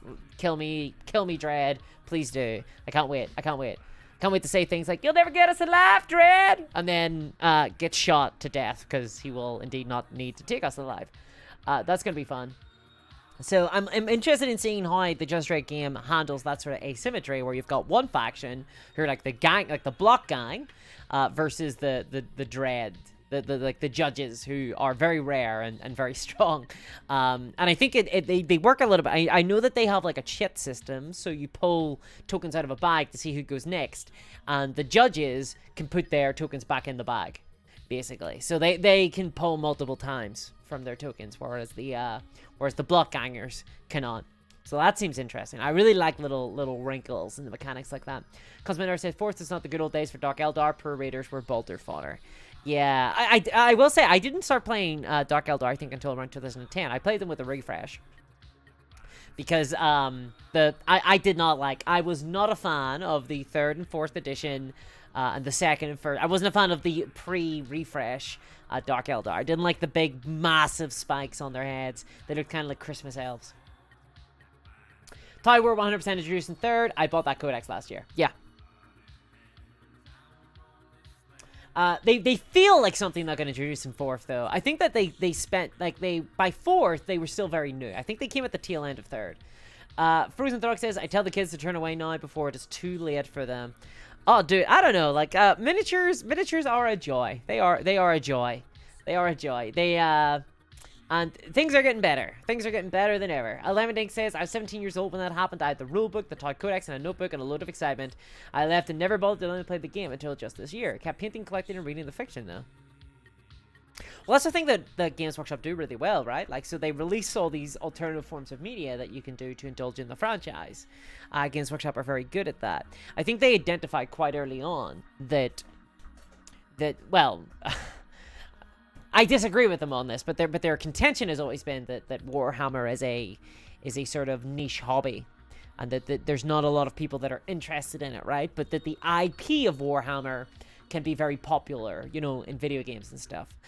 They realized the second half of that about the video games and stuff way later on, like in the late 2010s. But they've always been of the opinion that the game's pretty niche, and that people couldn't afford to buy their miniatures. But more than that, I guess they always thought it was Warhammer is very much like a lifestyle brand, right? So they try to infest every single aspect of your existence, of your being. They try to make it a brand that you personally identify with. So they give you lots of options to engage with the franchise for sure. Pig says, oh my god, Dread game. God, I love 2080. You know, so I really dig it. I dig the aesthetic of it. You know, obviously, as like someone who's a fan of Warhammer, I really like the 2000 aesthetic because Warhammer literally stole so much of that. But I haven't read the comics much. Most of my knowledge of 2080 comes from the Stallone movie. Which I know people are going to say isn't it, the Just Dread movie. And I have read a few of the comics, and I've read a lot of the wiki pages on it, but that's it really. Like, I don't really know a lot more else. I know some of the weirder characters and stuff, I guess, but that aside from that, that's it. I dig the aesthetic of it, and I really like the idea of, I mean, because I'm a huge fan of Necromunda. I love the idea of criminal gangs fighting each other in the future, and it's really awful, and that's Judge Dredd as far as I'm aware. I am the law, says random username for promo. Oh god, we're just gonna have everybody now individually, consecutively stating that they are the law in chat. So let's be careful with that. 11k and counting with Space Marine Infantry, says Lazarus. Whoa! That's a lot. You're gonna have more Space Marine miniatures than Space Marines exist. Consummate Nerd says, well, I just wanted to stop by and say hello. I enjoy the videos, so keep them coming. Have a great day. You too, Consummate Nerds. Thank you very much. I appreciate that. Scython. But you are playing the protagonist of 40k, Drukari. Also, I still need the background story of that claim. There will be a video on it for sure. There will be a video on it whenever I basically, it's a slow news week. I will do a video on that. But it's coming. For those who don't know, by the way, Dark Eldar are indeed the protagonists of Warhammer 40k, and it's really obvious, and like, you're all wrong. Everyone who thinks that the Imperium or Space Marines are the protagonists are wrong. Dark Eldar are obviously the protagonists, and I'll go even farther to say, I'd say they're the only good guys in all of Warhammer. Boom. But I'll do that in a video at some stage. Thought for the day. Darktide, anyone, says Consummate Nerd. Yeah, like, so I would love to play some Darktide. I signed up for their, like, creator program, but I haven't heard anything back from them. So, unfortunately, it kind of comes with the territory, I think, of being very critical. That you end up not getting, shall we say, invited to a lot of things. I'm trying to put this very diplomatically. So because my videos tend to be very critical of things, I think that scares off a lot of companies, because it's not like just fanning excitement for stuff. But we'll see. We'll see if I hear anything back. I'd like to play some Darktide, I think, on stream. I think I'd be a lot of fun. I think I'd be a ton of fun, but we'll see. That's still film. I just can't even, says Pixie. Actually, you know what? I'm actually going to rewatch that movie. I'll tell you this much, Pixie. I'm going to, whenever the new starter set for the Just Dread Miniatures game arrives to my home, I will build and paint those models, and I will do it while watching the Stallone film. Are you excited for that, Pixie? And I'll be like, I am the law! And that'll be me. I'll be saying that over and over again. As I paint my I'm gonna call him Little Stone, Judge Stallone. That'll be his name.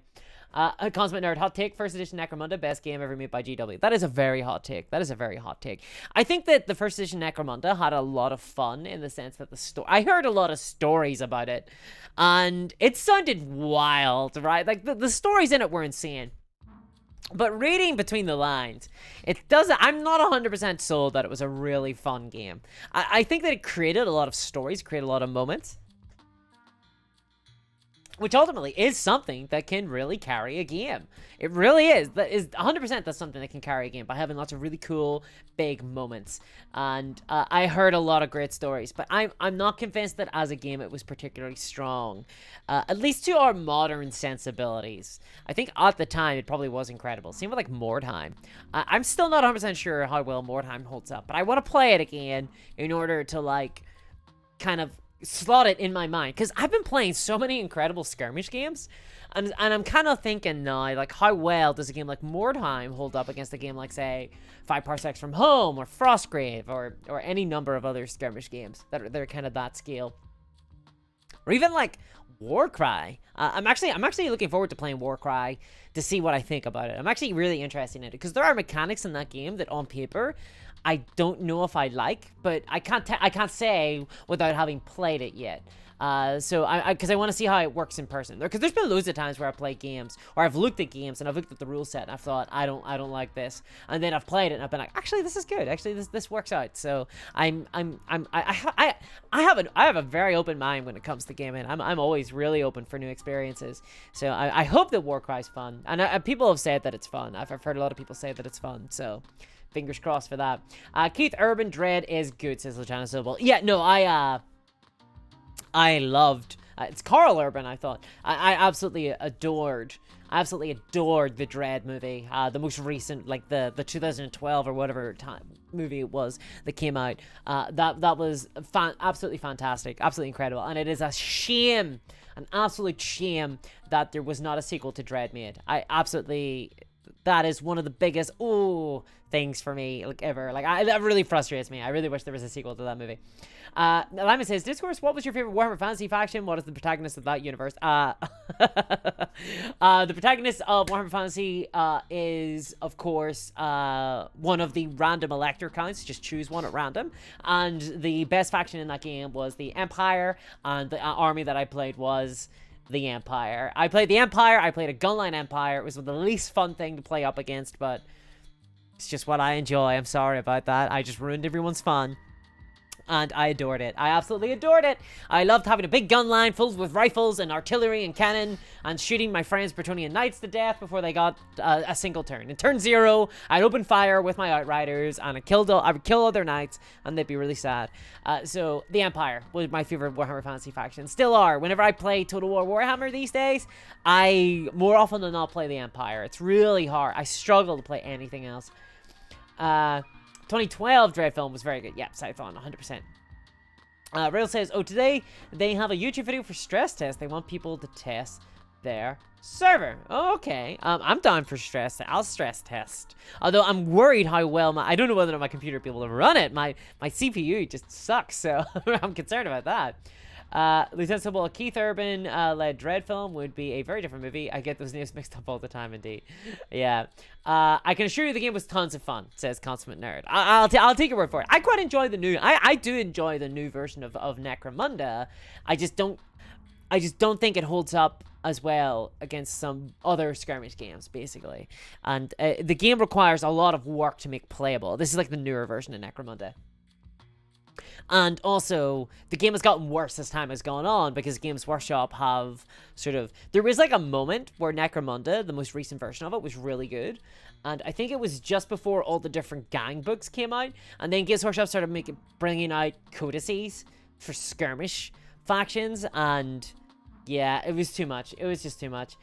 Okay. I tried rewatching the Stallone Dread because I can tolerate trash cinema. Stallone fucking it up is one thing, but Rob Schneider, too much. I turned it off. I really want to watch it now. Goldlane says, Discourse, I'm moving on a large part of my collection. If you want it, I can give you my copy of Rogue Trader. Well, Goldlane, I would love it, to be honest. Like, I'm not gonna lie. DM if you want to find a way. If you are on Discord, please feel free to reach out to me or email me at discoursminiatures@gmail.com. And let me know, Goldalink, because I would be very interested in that for sure. I would be very interested in that. Rudin Online says, "Oh, the second one would suck." The Riddle says, "I mean, Darktide server stresses." Yeah. Follow up. What Empire province do you roll? Says Alignment Inc. So, in my for my Warhammer Fantasy army, it was a custom. It wasn't a custom like county, but it was a mercenary force. So it was my own custom color scheme. And they were vampire hunters was their sort of vibe. I made them to basically, they were designed, they patrolled the Sylvania, the outer reaches of it, in order to kill vampires and kill ghosts and ghouls and stuff that would spill over into the other areas of the mood. I think they've been hired, in my head canon, they had been like hired by Stirland to patrol Sylvania, and their goal was basically to go in and kill. The goal was to go in and kill well, I can't remember what it was. I think it was Manfred von Karstein, but whoever it was that was ruling Sylvania at the time, because my general was kind of one of those kind of crazy, I'm going like trying to create his own kingdom kind of people, and he basically wanted to go in to kill Manfred von Karstein in order to make himself the Elector Count of Sylvania. He was a nutcase, but he also had with him like some wizards and things like that, and a bunch of like gunmen, and that was my goal. He basically figured that because the Sylvanian peasants were so backwards that they could go in with a bunch of gunpowder and artillery and wow them into submission. That was a ton of fun, that army. But I ended up, like, no one I knew played Vampire Counts. The only person I did know played Vampire Counts told me their Vampire Count army, or their force, but it wasn't really an army.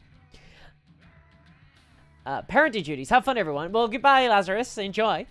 Pig says, I watched Flesh and Blood on Sunday because you mentioned it. That's an interesting film. Really left an impression. Yeah, Pixie. It is a very interesting movie, isn't it? To me, it always captured the tone of Warhammer Fantasy in a way that no other piece of media I've ever seen quite does so. It's just such it's not a traditional story or tale. And it's a very violent movie and a very viscerally... I always think of it as like a muddy movie. It's a very dirty movie, you know? It's the type of movie where people roll about in the mud and fight each other to death, try to strangle one another. Which is my favorite type of fantasy, honestly. Not necessarily, like, not like for gratification. I mean, like in terms of low and high fantasy, that's my kind of fantasy. M. Lumley says Necromunda is a very, very messy, definitely the weakest brother of all GW skirmish games. I think it got out of hand. Like I've invigilated. I'm trying to remember what you call them. Like, I'm not referee. I've like invigilated a campaign for Necromunda, for that version of Necromunda, and it was a chore. It was so much fun to come up with all the kind of background. It was all the different gangs are fighting each other over a small part of the Underhive. That was all fun. Everyone coming up with their own gang names and naming all their characters. That was tons of fun. The gameplay was kind of fine, but there was just all these little bits and pieces here and there that I had to put so much work in to make Necromunda a playable and fun experience. One guy got completely knocked out. Like, his entire force was butchered to the almost to the last man. He lost his leader on the first scenario, and he had to like rebuild his entire faction. He was playing the enforcers. He was playing the enforcers. He had to like redo his enforcer crew from the ground up. We had one other faction that just kept on. I'm trying to remember what you call them. The guys with the goggles and the big coats, based on the Dark City dudes. I can't remember what you call them for some reason, but they're like the weird psychic rumored to be Gene Stealer cult guys. Those dudes, they were really struggling. My Escher did okay. We had another person who was playing the Van Saar, and that wasn't fun. So I was winning if I playing as Escher. Just because, like, obviously I'm an incredible player. Obviously I'm an amazing wargamer, so therefore I was just beating everybody. But the Van Saar were very close behind, and the Van Saar are just not fun to play against at all. 2+ shooting on all their commander, like on all their kind of like leader dudes. Very easy to get 2+ shooting. The leader, and he built his Van Saar to not be oppressive, because he could have very easily built like plasma guns and las guns and just absolutely dominated the battlefield. But he decided to go a little bit more fun. He built a melt-a-gun on his leader, which was scary. And scary in sort of like an unfun way in some way. So, for example, the melt-a-gun, it shoots you, and if you shoot you within 6 inches, it eviscerates you. You just auto-die. But more than that, you've got to make multiple rolls on the death table after. like after the game, and that's not fun. So that's not particularly fun, and it just really it's a very messy. I think messy is a very very good word for it. Messy is a very good word for that script for the Necromunda game. There's also there's also bad options in the different sort of level ups. Now I haven't played Necromunda now in like 2 years, so, or like a year 2 years, so forgive me, but the sort of agility tree, for example, had like one really good, which was spring up. I remember it had like one really good option, and the rest were just trash. So if you rolled randomly and you didn't get spring up, you felt really really bad. And then there were also, and then there were some that were just like weird. So for example, the enforcers had one of their level ups would be basically the theme of it was you kick people to death. So whenever you fought somebody in a battle and they were rolling on the injury tables, you could make them re-roll on the injury table. So what that meant is if they rolled on the injury table and they didn't die, they were like, okay, I'm not killed, I'm actually uninjured, okay, sweet, they could make you re-roll that. And that is possibly one of the least fun experiences ever. In fact, he hated that. We made a rule for the campaign that if the enforcer player ever rolled that randomly, they would just re-roll. We just removed that from the game because it just isn't the way we wanted to play at all. And to some extent, yeah, okay, fair enough. You can obviously edit the game as you wish in order to make it more, to fit in better with the sort of gameplay culture that you have. But I don't like games that ask me to do that much to make them fun. I kind of like games to be fun, just on the face of it, and then not need like a ton of work from me to like make it fun. Like a little bit of house ruling here and there, okay, but I don't even know, like I just don't really have the time these days to like really try and make a game playable and fun the way that I felt like I had to do with Necromunda. And Necromunda really feels like it kind of, they started with this idea that it would be all about the underhive and you could fall into these bottomless abysses and like, you know, you had to be like really careful, but that's kind of what they wanted to do. They wanted to be like a very mobile, fast game where you were leaping over like barricades and closing doors on people, and oh no, you're falling off a balcony and falling to your death, and you're trying to climb up this wall. That was kind of the idea, but the gameplay, more often than not, turns into a bunch of people hiding behind barricades, just shooting their guns at the enemy, and then that's it, really. I was like one of the only melee armies, like gangs in that campaign because I had sprung up, which meant that I got pinned, I could then leap up and keep running, basically, even when I got pinned on my characters. I'll tell you what, the funnest thing I did was in making the gang. So I'm actually I might actually look at them here. So let's see, let me see if I can find my gang. Let me pull them up.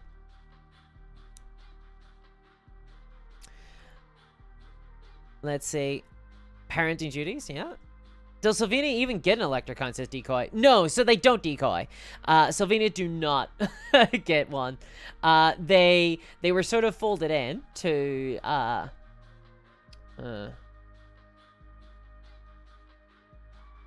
let's see if I can.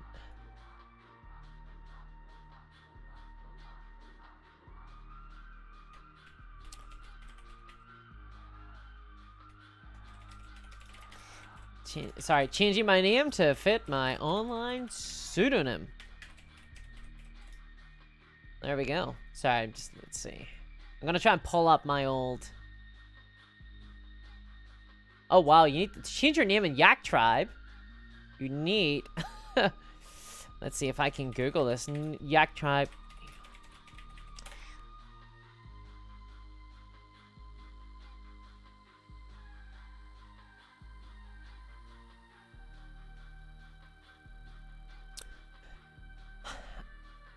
So Stirland took over the Elector Count of Sylvania, basically, because Sylvania was just like too much of a thorn in their side. Constantly, there was this constant vampires coming out of that place. Like eventually, you're just gonna have enough is enough, you know?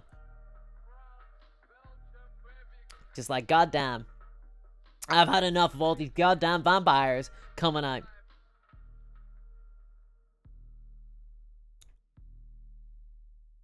Which is fair enough, to be honest. I always really dug the vampires in Warhammer Fantasy. Like, I just really liked it. I just really liked their vibe. I gotta say. And the fact that they had to create these big clouds of darkness to follow them wherever they went, that was cool. That was cool. Now I'm kind of imagining a young Rutger as Karl Franz. Rutger? Rutger? Who's Rutger? The guy says, Necromunda too lethal in service of fluff at the detriment of the game itself? No, I wouldn't say it's too lethal. In fact, kind of one of my problems with Necromunda was that it wasn't necessarily super duper lethal. Because you got armor and stuff, so I don't mind the game being super lethal. It's just that when you're playing a campaign, that's really tough.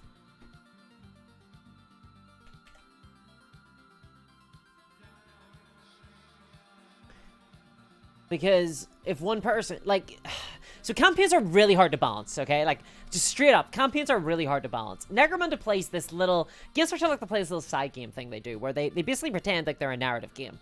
But then they give you the rules for trying to play a balanced game, right? And they don't balance their games under the sort of argument that they're not designed to be balanced. They're just for fun. But for me, a game has to have some semblance of fairness in order to be fun at all. So whenever the Van Saar running around with like 2+ shooting, or the Corpse Grinder cult, jeez, no one played Corpse Grinder cults, thank God, because if anybody was playing a Corpse Grinder cult, it would have been absolutely terrifying. Those dudes are frightening as hell. So if anybody had played those, it would have just been a nightmare. So I was always lucky that no one did.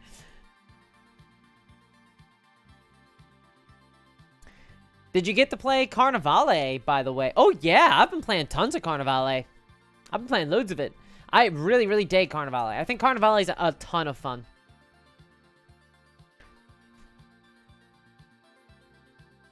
Carnivale has probably been my favorite skirmish game of this year.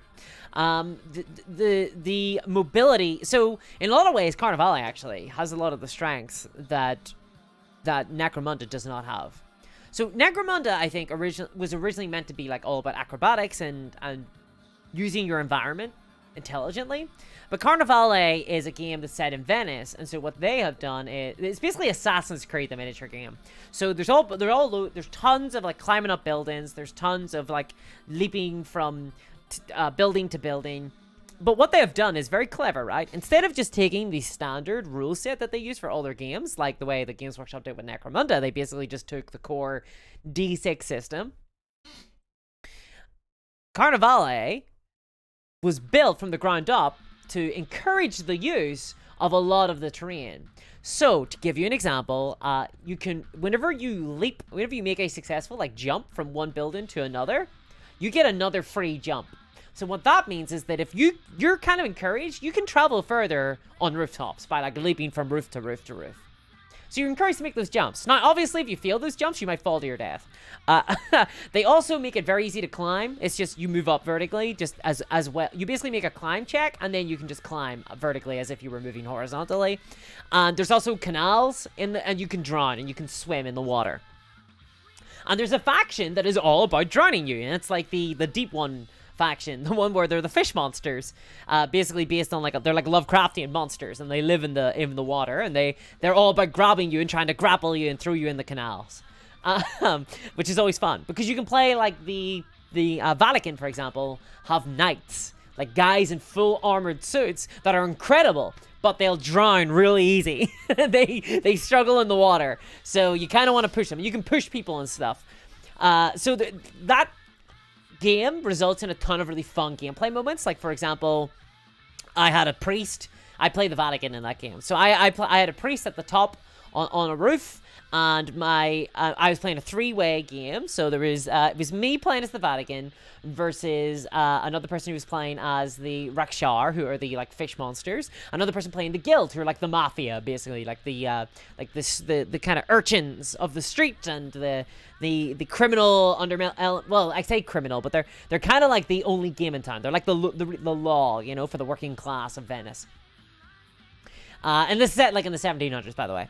So I had basically the Rakshar and the Guild were like fighting in the street. I had a little priest up at the top of the rooftop, on the rooftop, one of the guild members tried to climb up to get my priest, and I tried to basically kick him down, basically. So I tried to make a push action on him, to push him off so he's at the edge of the rooftop, I tried to push him.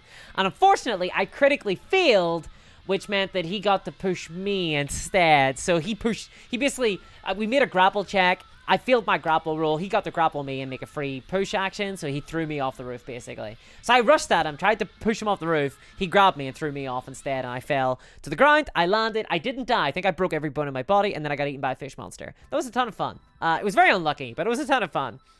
And I think Necromunda... Games Workshop really wanted moments like that in Necromunda. They wanted these wild, wacky moments where you just tried this, like, off-the-ball kind of thing. And it just doesn't really work out very often. I think I got to close a door on somebody once, and that was pretty gnarly. It did a ton of damage and freaked them out. They were like, oh my god, you can close doors? And I was like, hell yeah, brother. But aside from that, usually, I just shot at people with my las guns. I did get a plasma gun on my gang. That was a ton of fun. I really enjoyed that. Having a plasma gun. I'm actually checking out my old campaign. My old campaign. So I got one of my campaigns.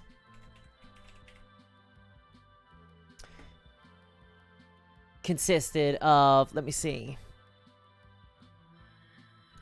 Boop. Oh, let's see here. Let me throw this off. So I have an old. This is my old gang. You can see Princess Suicide was my leader.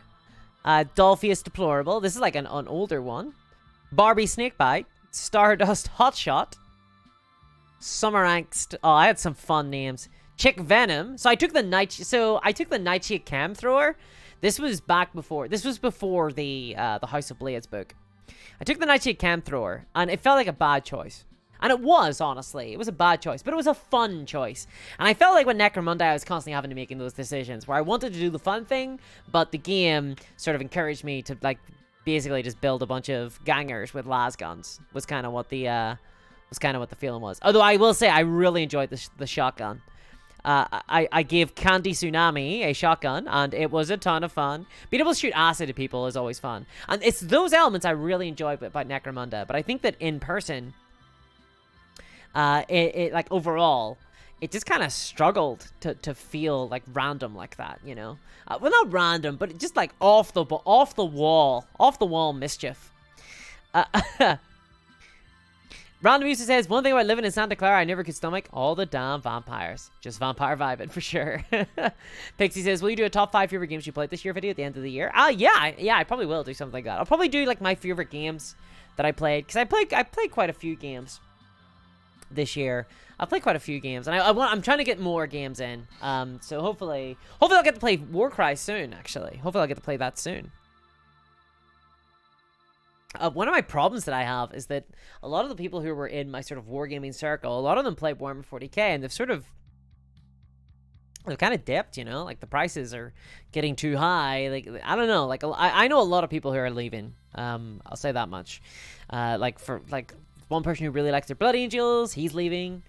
He hasn't played actually in a while. He can't really afford to keep up anymore. But I'm trying to get them to play other games. I'm trying to like convince them to try some other stuff. Chris of Rays, hey there. Canal damage, yeah, for sure. You get drawn to the canal, it's gonna kill you. Frozen Throg says, I've started on a vampire game, cannot decide on colors. The thing I love about skirmish games is that you get to make a load of individuals, and they're like fun to paint, so you don't need to necessarily have them come in all one color. Although I will say, so I said earlier I'd never paint a white, but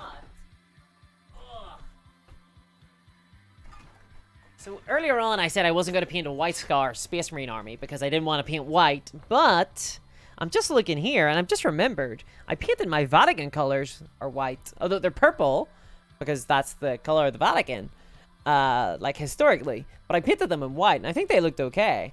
This is literally just primed, and then I did an apothecary white over it, is what I did, because I couldn't be bothered doing anything else. So I did that. I've got a little altar boy, because yes, this is a game where you can have altar boys and priests in the same room. Don't question it. It's the 1700s. They haven't been found out yet. So you could basically, there's my altar boy, just pure white, you know? Oh my god, it's getting caught on other models here. And a bunch of fellas with clubs, just priests with clubs. I really dig the Carnivale game miniatures. I think they're really cool. I actually have some that I still need to put together and paint. For those who haven't seen them before, and then here's the guild. So you can see very Assassin's Creed-esque. I give him a white coat as well. It's easier when they've got fabric, because you can just apothecary white it. But with Space Marines, like, it's too many flat surfaces. I don't think white would look very good. And then a bunch of... But here's what I mean. So, with the guild, I kind of went red, right? I kind of went red with them. But red and yellow was kind of the color scheme that I went for. But I was able to But I sort of could paint them, because they were all individuals, they're just like townsfolk. What that meant is that you can kind of paint them in all sorts of different ways. You can make them all a little bit unique, you know? So, this guy has green pants, for example. As opposed to, like, it being an army, I often find that I go very uniform whenever it goes to the miniatures. And here is a random Gene Stealer cultist. For no good reason. Because he is lost, basically. And then, of course, you have big fish monsters. Like the Rashar. Oh my god, he's blending in. He's blending in. Oh yeah, it's an invisible box. How cool is that? Woo! Would you like to see what I have in my invisible box? A lot of loose miniatures that have not been magnetized because there's nowhere to put the magnet, which is a problem. Which is a big, big problem. I bought, like, these sort of resin sculpted models, or bases, from TT Combat. Put these back.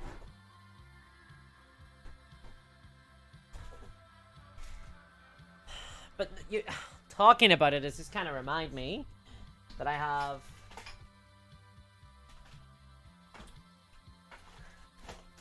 actually have a box of minis to do. I have to do these Vatican Holy Crusaders at some stage. Specifically, I want these two guys. The guys with the flaming swords. They seem really good. So, I want to use those in my gang.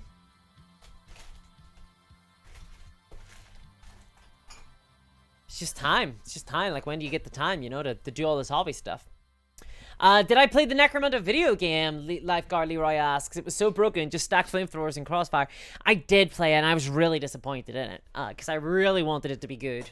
I really wanted it to be good. And I actually quite enjoyed the Mordheim game that they made. Slytherin it was, right? I actually quite enjoyed the Mordheim game that they made. And Underhive was kind of the same thing. But it ended up being really bad. It sucks. I was on the Discord for that game, like, at launch. And the disappointment in the Discord was very sad. It was palpable, the disappointment. Green Subworld makes stick on circular magnets that would probably go well in those bases. I would have to, like, drill a little hole and stuff like that. It's just one thing after the other, you know? It's a lot of work. It's a lot of work to kind of magnetize those bases. For a while, I was trying to magnetize all of my models because I was going to try and use Magna racks for all of my storage, and it's just too expensive. Even I was buying Magna racks at the one time a year when they're, like, on sale for very cheap, and even then it was still too expensive. So I think what my plan is, whenever I move into my new house, which should hopefully be really soon, actually, I think by November I should be moved in, I'm probably going to buy, like, just some cases, specifically cases with, like, little doors on them, so that I can, like, stop all the dust getting on my minis, because I am so sick of having to dust my miniatures, or rather I should say I'm so sick of just having lots of dust on my miniatures because I never dust them. So I really want I really want to get, like, those little doors. Something to think about, guys. If you're building up a miniature collection, think about storage solution and how you want to kind of put them inside these little rooms. You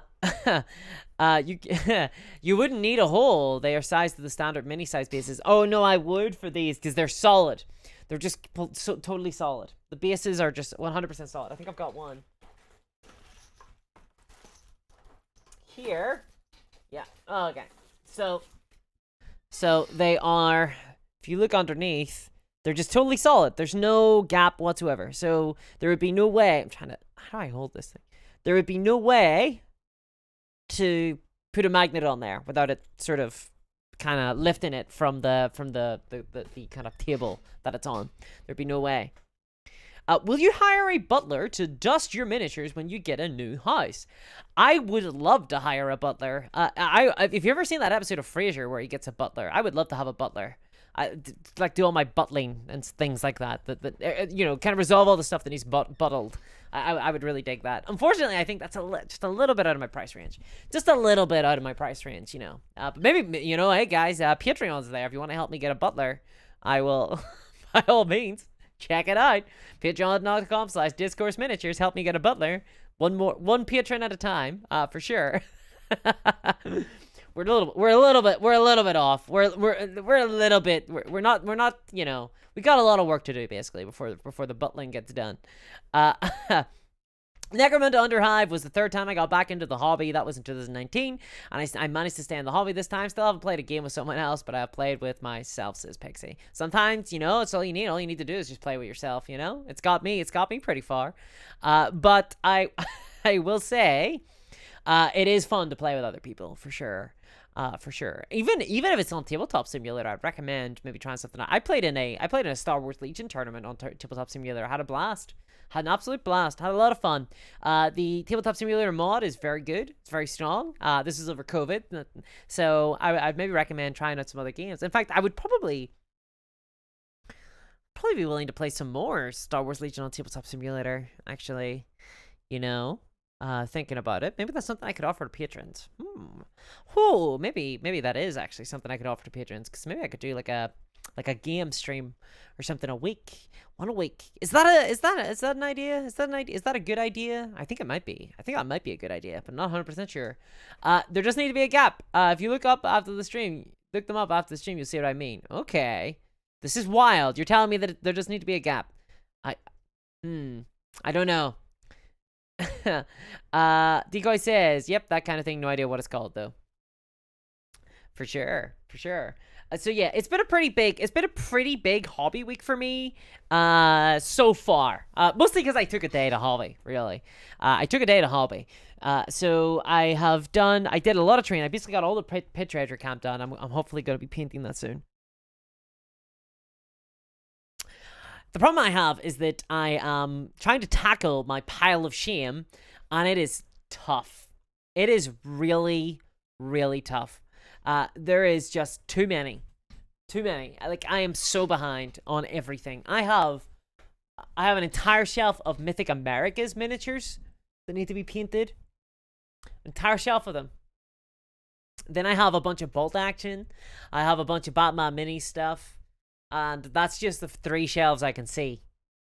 It's just the 3 shelves I can see. So it's really tough. I find it very hard to get through my pile of shame. Because I have to sort of be in the mood as well. And I've also got a bunch of Mordor orcs as well I need to do. I just looked to my right and I saw them. I'm like surrounded by broken dreams and destroyed promises. TTS, the future of wargaming. Who needs a friendly local game store, says Lazarus. Well, I mean, it's not the same, right? Like, so it's not the same, but it can be fun. And it helps if you don't know anyone local to play. Like, often I would play games that I know no one around me is like interested in. Like, so for example, I would play like Batman minigame mission, like sometimes on the Arkham Rejects Discord, because I really enjoy playing that game, and sometimes people will be like, anybody want a game? And I'll say, yeah, boy. It's kind of similar to, I think that the experience of playing in a TTRPG is like a fraction of what it is if you're playing it in real life. So if you're playing like on Discord or like remotely or on Zoom or like on, whatever virtual tabletops, and you're playing like Dungeons and Dragons there, I think it's like a fraction of how fun it can be in person. But sometimes I'm just in the mood to play a game. Like, no one around me plays Delta Green, for example. No one's like really, and I don't have the time to like run a game myself, and no one around me wants to like run a game of Delta Green. So I play in a Delta Green game on the Delta Green Discord once a week, just like a pickup game. And that does me, it's not the perfect scenario, but it does me for a while. And the same is true for wargaming as well. It's not quite as good. It just lacks the physicality. It's just not as fun to play. It's not as fun to interact with, but it's easier to kind of get set up, and also because you're playing remotely with the entire world, it's easier to find games. So if you know if you know people around you don't actually play, for example, Star Wars Legion or Batman miniature game or Turnip 28, play it on Tabletop Simulator, you know? Try it. Also, it's kind of handy to try out a game before you buy into it. Most people I know who play games on Tabletop Simulator, though, often buy the physical products as well, because they enjoy the product, because they enjoy it and they want to own it. They want to own the physical copy, because most people typically do want to own the things that they enjoy. They do typically. I've been looking at them. I want to magnetize some GW bases, but they don't look like they're good for that. Yeah, I have a lot of little tiny magnets. Bunches of them all over the place. Just sprung around, desperately looking for my computer to destroy my hard drive and destroy all my data. We were just starting a Delta Green game. Full speed ahead to insanity, says Lieutenant Silva. Well, I hope you really enjoyed. Delta Green is really awesome. I grew up on a lot of, like, those old... oh god, like those old alien abduction books and things like that, and stories about the Hill family, and all about like aliens coming to Earth, and I absolutely adored that kind of conspiracy sci-fi.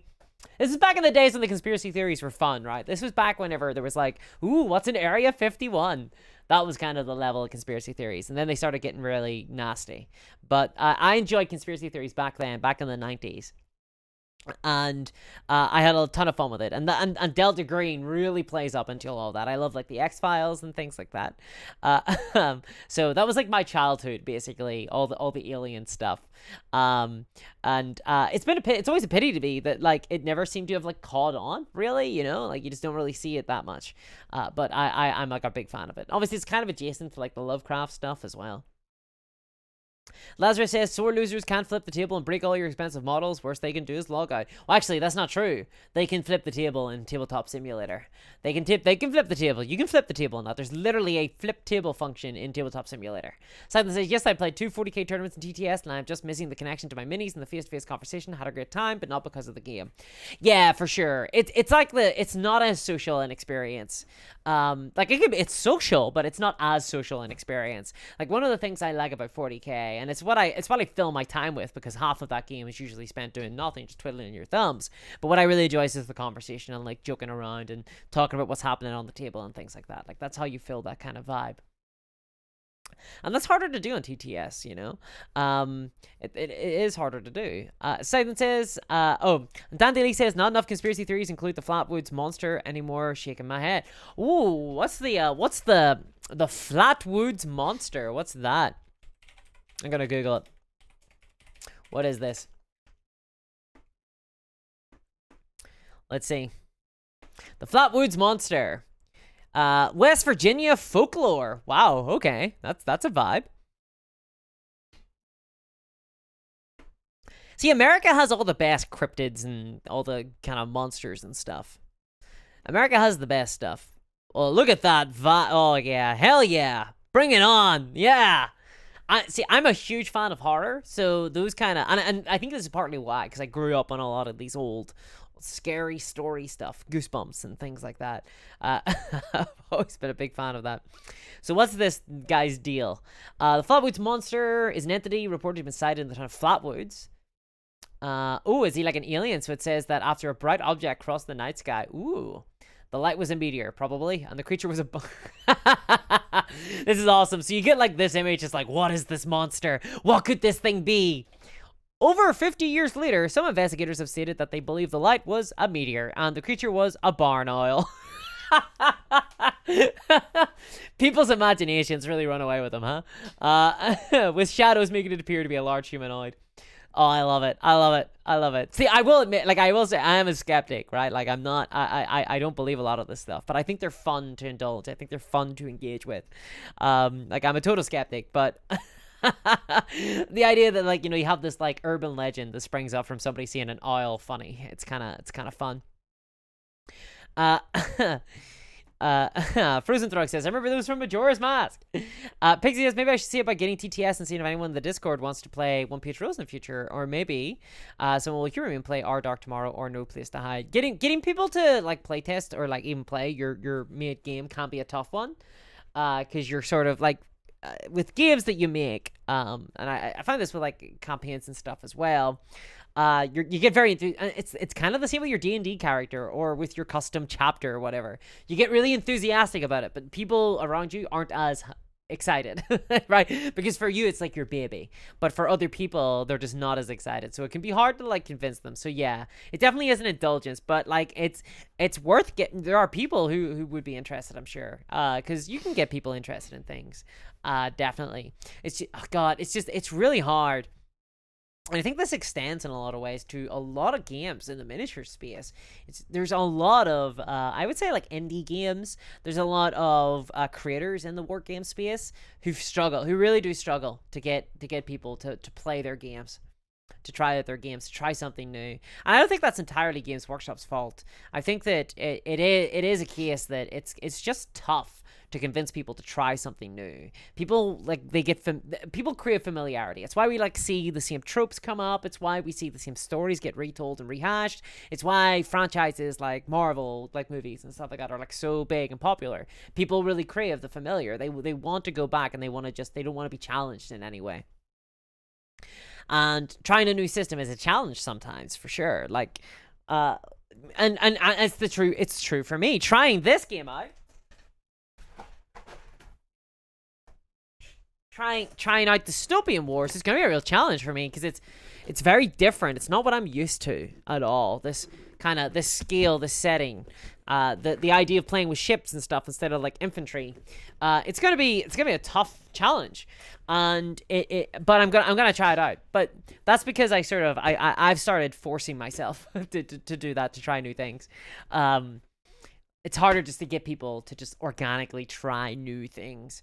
And I guess this is true for, if you speak to most hobbyists, like wargamers, a lot of them will have like that game they're really into, like that they're really excited about, that no one else plays.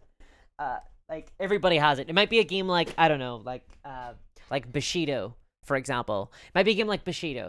They might be like super excited by, or like for me, it's the Batman miniatures game, or it might be Mordheim, or it might be something like even more obscure. You know, it might be Beneath the Lily Banners, right? Like there are games out there that like some people really, really, really, really like. And I'm sure everybody here in the chat has like a game like that like no one around them plays at all. And it's like their, oh god, what would it be? It's like their golden fleece, right? Like they just want it. They're trying to constantly proselytize this game to other people. For me, for the longest time, it has been the Batman miniatures game. Although I'm starting to go off the Batman minis game a little bit. Not because of gameplay. I think the gameplay is still incredible. But I just haven't liked the aesthetics of the newest miniatures that have been coming out of the Batman mini game. They've been a little bit too Games Workshop-y for me. A little bit too cartoony, a little bit too heroic scale, a little bit too comic booky.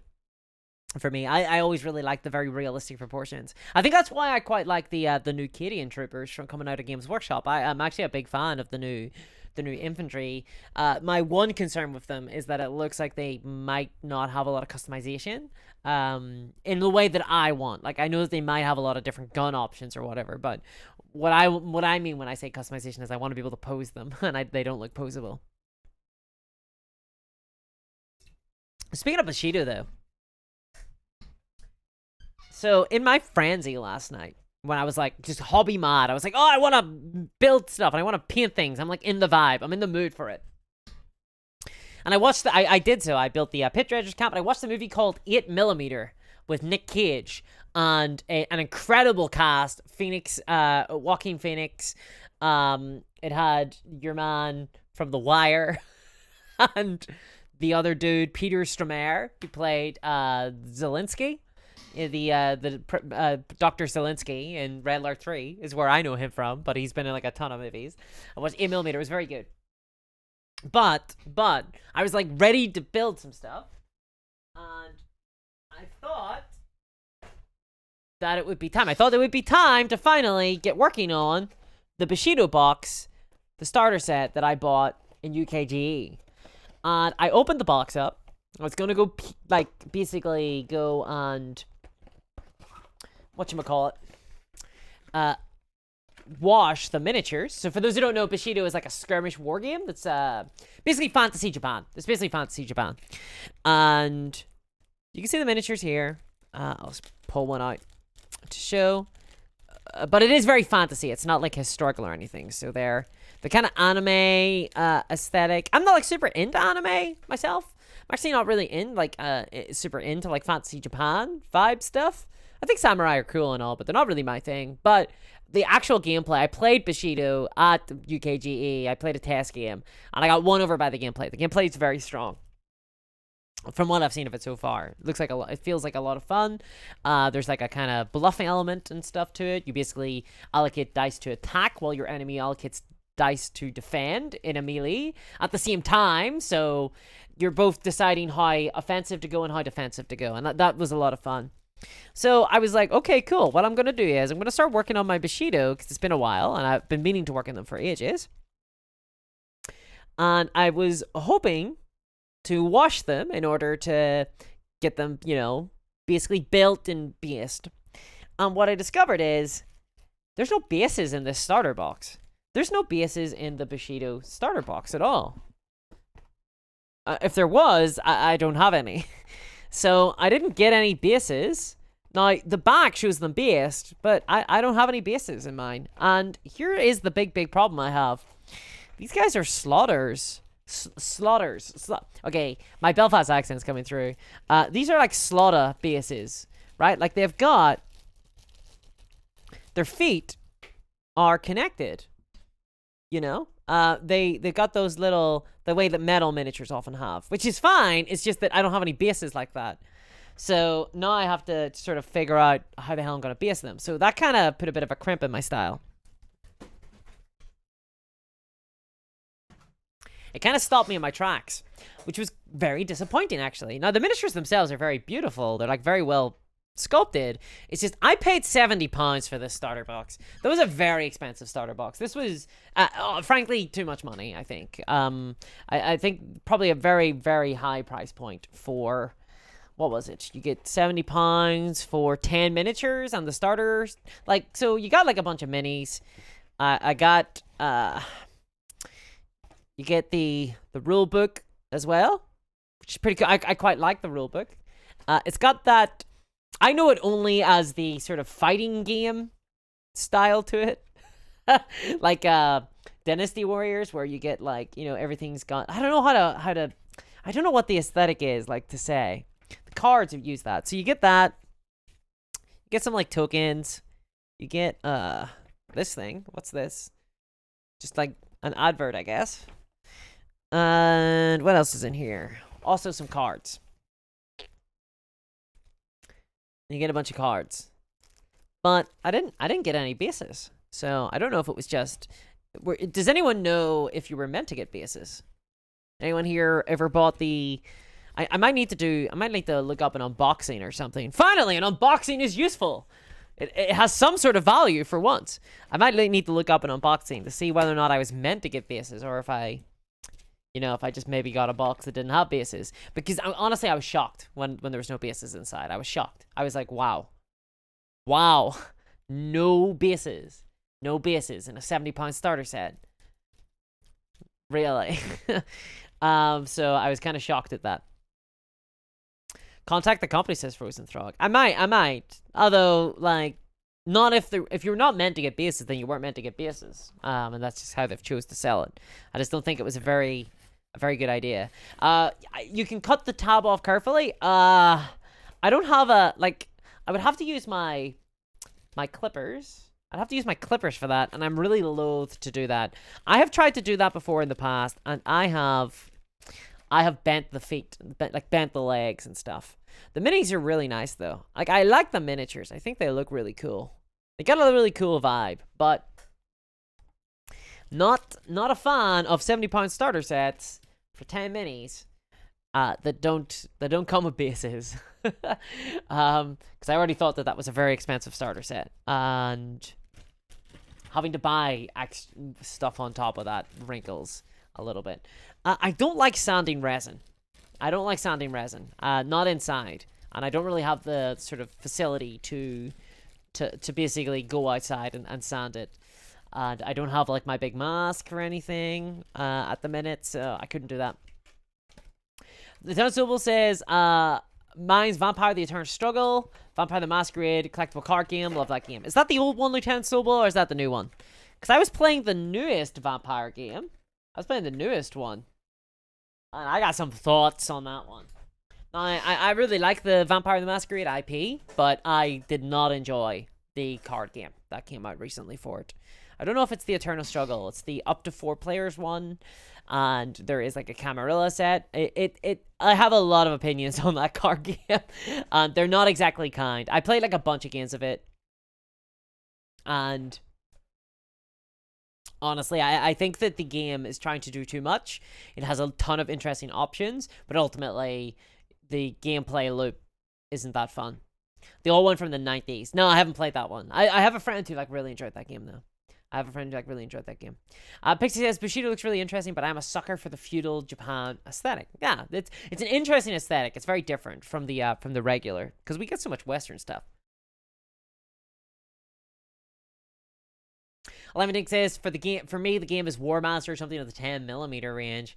Yeah, 10mm are a hard sell. They are a hard sell, for sure. They are a really hard sell. Yeah. So I'm kind of excited. It's like when you're, I don't know, like you've been invited to a sort of strange deviant sexual act or something for the first time. I'm kind of like excited and nervous at the same time. I'm sort of excited and nervous at the same time. I'm like 10mm. Dare I? Am I going to like this too much? I'm kind of worried, This better not be a thing. So I'm gonna build this. I'm gonna choose Imperium, I think, because I like playing the bodies. Although, when I told my friend this, I said I'm going to play as the Imperium. You can play as the British. He responded with, "Oh, so I'm playing the bodies then, am I?" So. So British versus Prussians. No one is the goodies on this one. 10mm armies can be put in a small lunchbox and is totally portable. That's true. I mean, I get like a lot of the practicalities of 10mm game. Like I really do. I understand why someone would really like 10mm gaming. Like, yeah, portability is a huge one. Painting, you can paint them like super quick, super easy. You can have massive full-scale battles that are actually like wars, as opposed to just the kind of skirmishes, really, that Warhammer 40k is. You can have more than 2 tanks, 3 tanks, right? And you can have like apocalypse size games.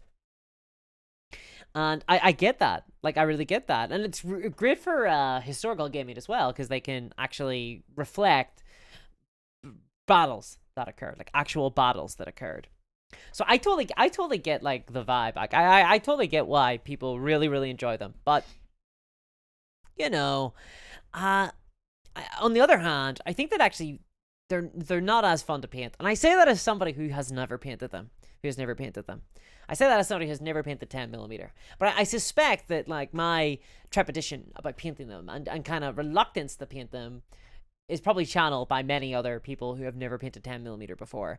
Also, I gotta say, it's also probably down to the fact that it's once again that familiarity aspect, where people like myself have started on 28mm, 32mm, and they're reluctant to go to a different scale and size. And it means all your terrain is irrelevant. It means that all your existing kind of you've got to buy into a certain scale, and so moving to a different scale is a little bit scary. It means that you're kind of losing out on some of your stuff. RK and Chris says, I started with 40k Epic, or whatever it was called 30 years ago. 6mm armies was great if the nostalgia part of my brain isn't BSing me. Sometimes it is, Chris, and sometimes it ain't. Sometimes it ain't BSing you. So, like, yeah, sometimes you're right though, because I started playing classic World of Warcraft, and it turns out that game is better than retail WoW. I always thought it was nostalgia. I thought it was rose tinted glasses. It is not. It is not. That game's just better. Lazarus says, Epic 40k, the good old days of having an army in your pocket. Lemon says, I always imagine a large narrative campaign that starts in the 10mm scale, huge army clash for the next game in the standard 28mm scale of a skirmish game where you have to go for your chosen objective. If I had a nickel for the amount of campaign ideas of that I've heard and that I have also had of something to the case of, I want to do a campaign where it's like game number 1 at like massive scale, and then when the two forces actually fight, it then zooms in to like game number 2. Or game number 3. Like, I usually hear this, I think most recently, the thing that comes to mind immediately is Star Wars Legion, because you can play you can use the Star Wars Rebellion, I think it's Rebellion, which is the board game that has like a big galactic map, so you can use that as the galactic map, and then for space battles, or no, you use Star Wars Armada, which is like the really zoomed out space one then. So you go from like the Rebellion board game into Star Wars Armada, which is the big zoomed out one. And then you go from Armada into X-Wing for the actual like fighter battles. And then that's to take the space. And then once they land on the planet, then you go to Star Wars Legion to play that. And that's a lot of games to play to like resolve like one battle. That's a lot of games to play. So I don't often see it get done. Although I do think Bolt Action actually have Warlord Games created this game. Let me see. Warlord Games actually created a game for their World War II Combined Arms, I think it's called. Bolt Action Combined Arms. Yeah, here it is. Yeah, they even do a Pacific Theater. So basically, it's a board game that is designed to be like a strategy game for like Bolt Action. So you take hexes. I think this one's like the north of France and the south of England. And you kind of, your units are sort of like your kind of armies are depicted using these little models. And then whenever you actually meet up, you play a different game. You play a game like Bolt Action, for example. If it's a land battle, you play Bolt Action. Or if it's a sea battle, you play Victory at Sea. Or if it's an air battle, you play Blood Red Skies. It's a neat idea. Like, it is a neat idea, I will say. It is a neat idea. I really like that idea. I'm not sure, like, how feasible it actually would be to play, though. Like, I saw I was going to say the Kaiser Chiefs. The Restless Kaiser on Modeling for Advantage. I think they did a review of the board game, and they said it was pretty fun if imbalanced. So the air forces are just too strong in it, according to them. So they suggest you just take them out. Basically, you just do land and sea, which is fair. I actually bought a mystery box from Warlord Games once in one of my darker moments, and I got a bunch of like stuff for games I don't collect for, like at all. So maybe at some stage, maybe if I get into like dystopian wars, I'll like lose my mind to like these different scales of games and just start doing all over these different scales and just absolutely go buck wild. 11 says, a Dragon Man says, yeah, Warlord have an armada for warships, solar scale naval, and the ground war element of Bolt Action as well. I'm not sure if they have an aerial game.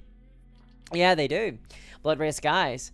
Sounds very time heavy to run campaigns like that. Exactly. Like, my experience of those types of campaigns is that often the engine runs out.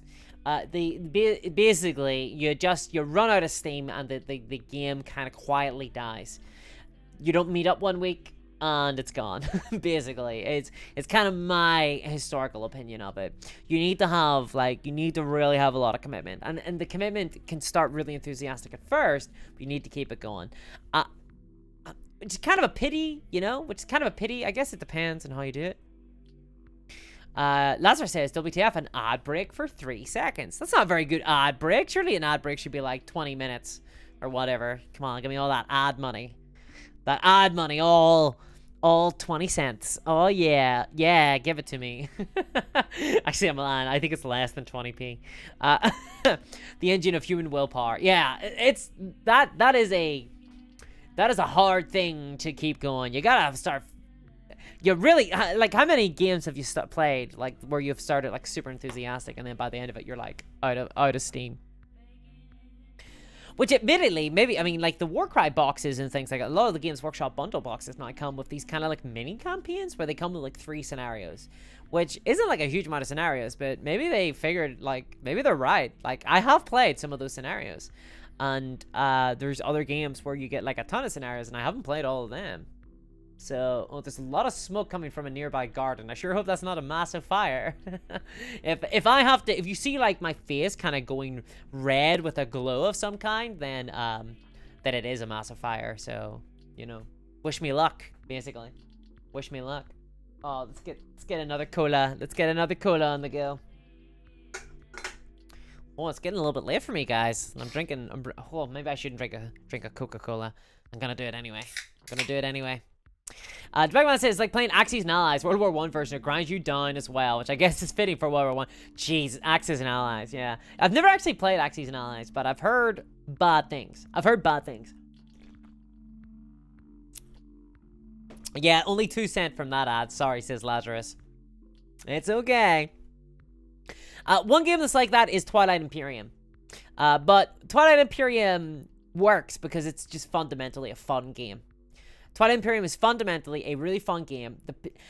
This is what I think Twilight Imperium does really well, that Warhammer actually fails at in a big way. Twilight Imperium is a game. It's a... Let me see. God damn it. I guess I can just do this to, like, explain things. Okay, so... Twilight Imperium. Okay. Let me show images. So Twilight Imperium is this, right? Like, it's a massive... Oh, God. Come on. Come on. Tools. Show me size. Show me large. All right. So Twilight... Yeah, this is probably a better image. All right. So Twilight... What the hell? I asked for large. In what world is that a large image? Like, what is this? Okay. Yeah, okay. Well, like, you kind of get the idea, right? This is like Twilight Imperium. So, you have, like, kind of your miniatures are, like, on the board. It's like a hex map.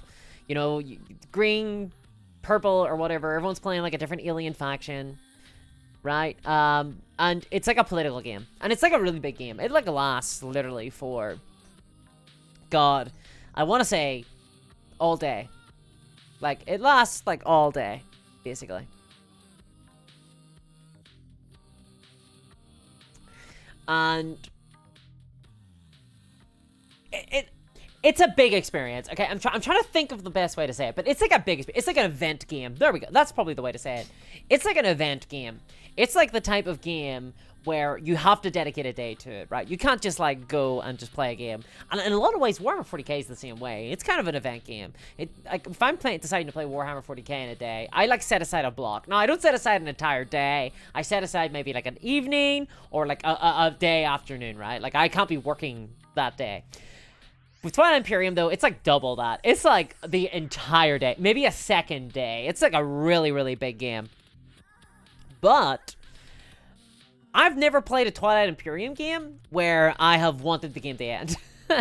Where I've just been like, oh my god, this is awful. Now, Twilight Imperium has some problems. So, for example, if you're playing this game that, like, lasts for 3 days, or 2 days, a day and a half, and... you get knocked out of the game in, like, the first 3 hours.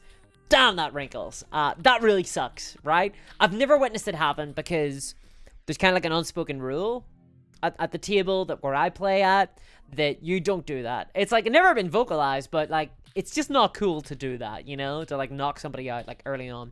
But it's hard to do as well, and it isn't a good move either for, like, the individual that does so. And that's what the game gets really well. It sort of manages the fact that it's a big event game very well.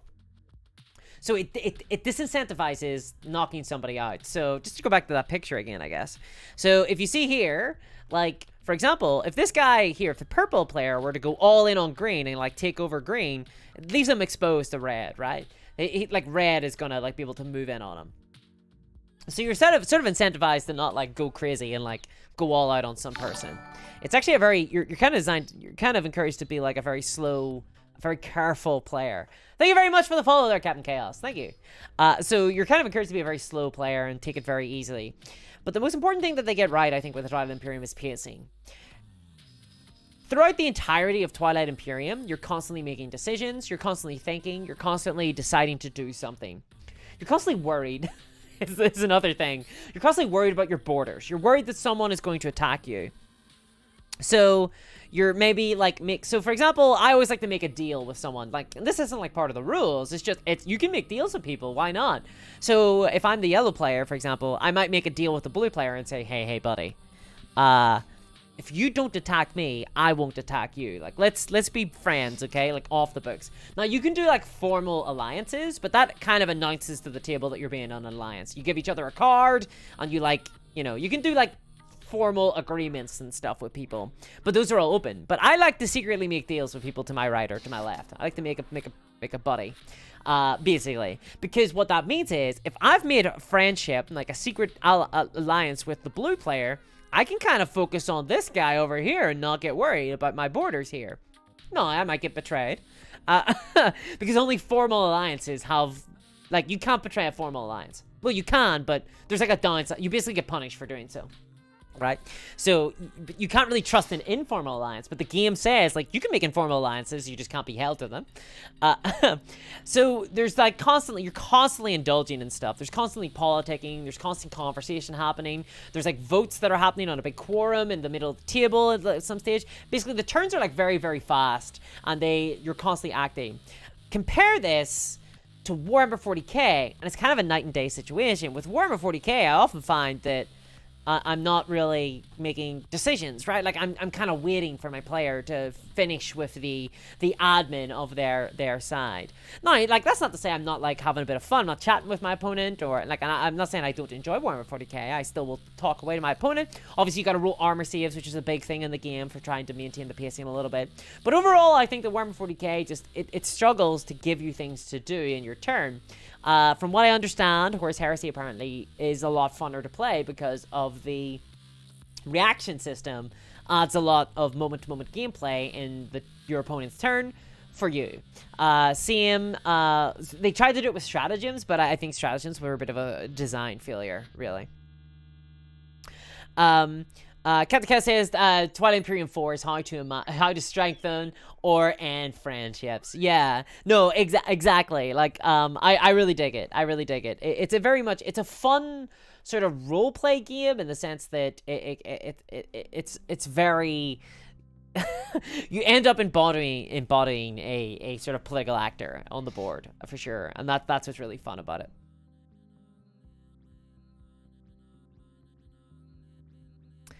Tobacco Man says, if you ever play Axes and Allies, look up the blind play version. It's the only way to really play. Thank you. Maybe I will.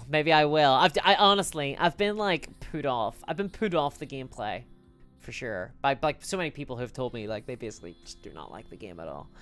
They do not like the game at all. But it feels like It feels like a lot of work for maybe not too fun a game.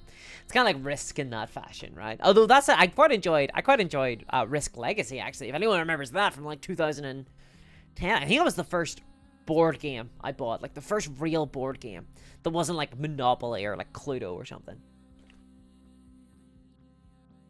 Or no, maybe it was Camelot. God, I'm trying to remember what you call it. Kingdom of Camelot or something like that, where there's like a Battlestar Galactica was a big one as well. Oh god, I'm trying to remember what the Camelot game was called. It was basically you played as like the Knights of the Round Table, but one of you was secretly the Black Knight, and you're trying to keep the Vikings from invading, and you're trying to get Excalibur and stuff. It's very similar to Battlestar Galactica in that there's a hidden traitor, and you just gotta be real careful. You just gotta be really careful. I think board games really have mastered a lot of these pacing elements, but in fairness, they have a lot more control over the gameplay. Like, Warhammer 40k is a very unwieldy game that I feel like is on kind of rickety foundations. Games Workshop are very reluctant to change anything about that game because they're worried about upsetting people, because it is kind of like it's a series, right? It's not a new thing. Whenever they try new things, they try new games. They basically build new games to try it. So look at Horse Heresy, for example. Horse Heresy is very different, because 40k is like their cash cow, and they're really worried about maybe ever upsetting anybody in Warhammer 40k. I understand that. I actually get that. I understand why they wouldn't want to upset people. I went back and forth. So I recently did a video on these sort of like 6 big changes that they could make the Warhammer 40k for 10th edition that would make the game funner, in my opinion.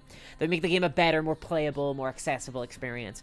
One of them was to move from a You-Go-I-Go style to something else. So like an alternating activation style. And I was kind of reluctant to put that in, honestly. Because I understand why You-Go-I-Go exists. And for those who don't know, I'm calling it You-Go-I-Go. It's I-Go-You-Go. I-Go-You-Go basically is the Warhammer 40k style, where like I move all my units, I fire with all my units, I make my morale check with all my units, and then it's your turn, and you do the same. Alternating activation, in contrast, is like I activate one unit, I take an action. You activate one unit, you take an action. I activate a different unit, I take an action, etc. And most mini games are alternating activations these days because I think most people would agree that it's funner. I think most people would agree that the pacing is better on alternating activation games. But there is an argument in favor of I-Go-You-Go, and Warhammer 40k has been I-Go-You-Go for like the longest time. And there's people who really enjoy I-Go-You-Go, so it feels kind of unfair to sort of pull the rug from under those people and change an existing game that they really enjoy. So I don't know, but I ultimately I think that Warhammer 40k, for it to be the best that it can be, I think it needs to change from I-Go-You-Go, or at the very least, really fundamentally add, not stratagems, but something funner than stratagems to its gameplay in order to really help the pacing. Because it's a struggle right now, for sure. And even trying to convince people to play the game is actually getting really hard. And I'm not sure. So the new boarding action kind of gameplay, for those who missed it, Games Workshop have a new expansion coming out, which is like kind of like the Psychic Awakening. I can't remember what they called it. They called it let me see. Let's see. They called it something. They called it, oh god, I can't remember. View all the news. My god, look how much news. 12th of October. Look at all the articles. Games Workshop, they always have something coming out every single moment. Every single moment. Okay, here we go. Okay, so it's still boarding actions. It's called, what's it called? Is this it? Wasn't it called something? Wasn't there a name? Wasn't there an Arc of Omen? That's it. Arcs of Omen. The rules found in the first Arcs of Omen book. Right. And basically, this is like a 500-point system for Warhammer 40k, where you're playing on the Kill Team train. So obviously, this is an excuse to sell Kill Team train. Really, it's very expensive. They're selling a new box now. You're gonna double the amount of terrain that you would use for Kill Team, right? You're gonna need to use like for a Jesus. Imagine they up this to 6x4 tables. Okay. So, yeah, this is what they show. Here's the thing, right? I can't help but, as like someone who's played Under Hive, I can't help but think that this looks like a really unfun game. So, like, on the one hand, okay, I really, really, really love small scale Warhammer 40k. I actually really like the Combat Patrol sized games. If you ever watch Midwinter Minis does battle reports at Combat Patrol size, and I think those are really cool. I think that Warhammer 40k is kind of fun at small scale. However, I don't think that 40k is fun when there's no line of sight and tight corners and everybody's just in a small room and has to fight one another until they die. I don't know how fun this would be. Like, imagine if you were handed this map for a game of 40k. Like, you'd take your tie and you'd go home, wouldn't you? You'd be like, I'm not fucking playing in that. Your opponent, the World Eaters player, is like, hey, would you like to play some 40k boarding action? No. Can we play a normal gameplay so I can shoot you? Yeah, so we'll see. I remain, my mind is open. I remain open to the experience. I hope it is fun. But I can't help but think that, like, maybe Vietnam tunnel fighting wasn't the most dynamic like fighting in all of Vietnam. Maybe focusing on it wasn't the best thing to do. Larpia says, like Planetfall and such, sold terrain sets.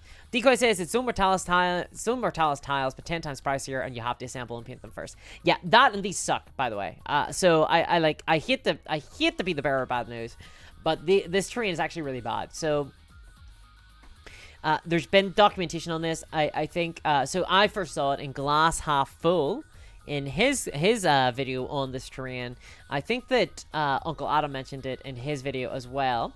But if you prime these, you can't slot them together. So let me see if do they show the sprues? They show the sprues. So this basically said if you prime them while they're on the sprue, then they won't slot. They won't slot together. It's too tight. It's too tight. Any primer on like the little bits that go out that insert into the other bits, you can't prime them. So basically cover all the little connector parts with sellotape before you prime them. Basically, which sounds like a nightmare to me. Sounds like a lot of work. Sounds like a lot of work. Not impressed at all, personally speaking. I would probably recommend you go look up like Archon Studios. I think they sell some walls. I've heard nothing but good things about those. I haven't used them myself, but I've heard nothing but good things about those. But yeah, like this is gonna be very, very expensive. And the thing about this terrain is, if you're a 40k player, you don't own this terrain. Right? Like Necromunda, Kill Team players, they own this terrain. But if you're a 40k player, you do not own this terrain. Which means you're gonna need to buy it. Your local game store might own some of it from the Kill Team boxes, but I guarantee they don't have a 6x4. Or like even enough to fill like half a table.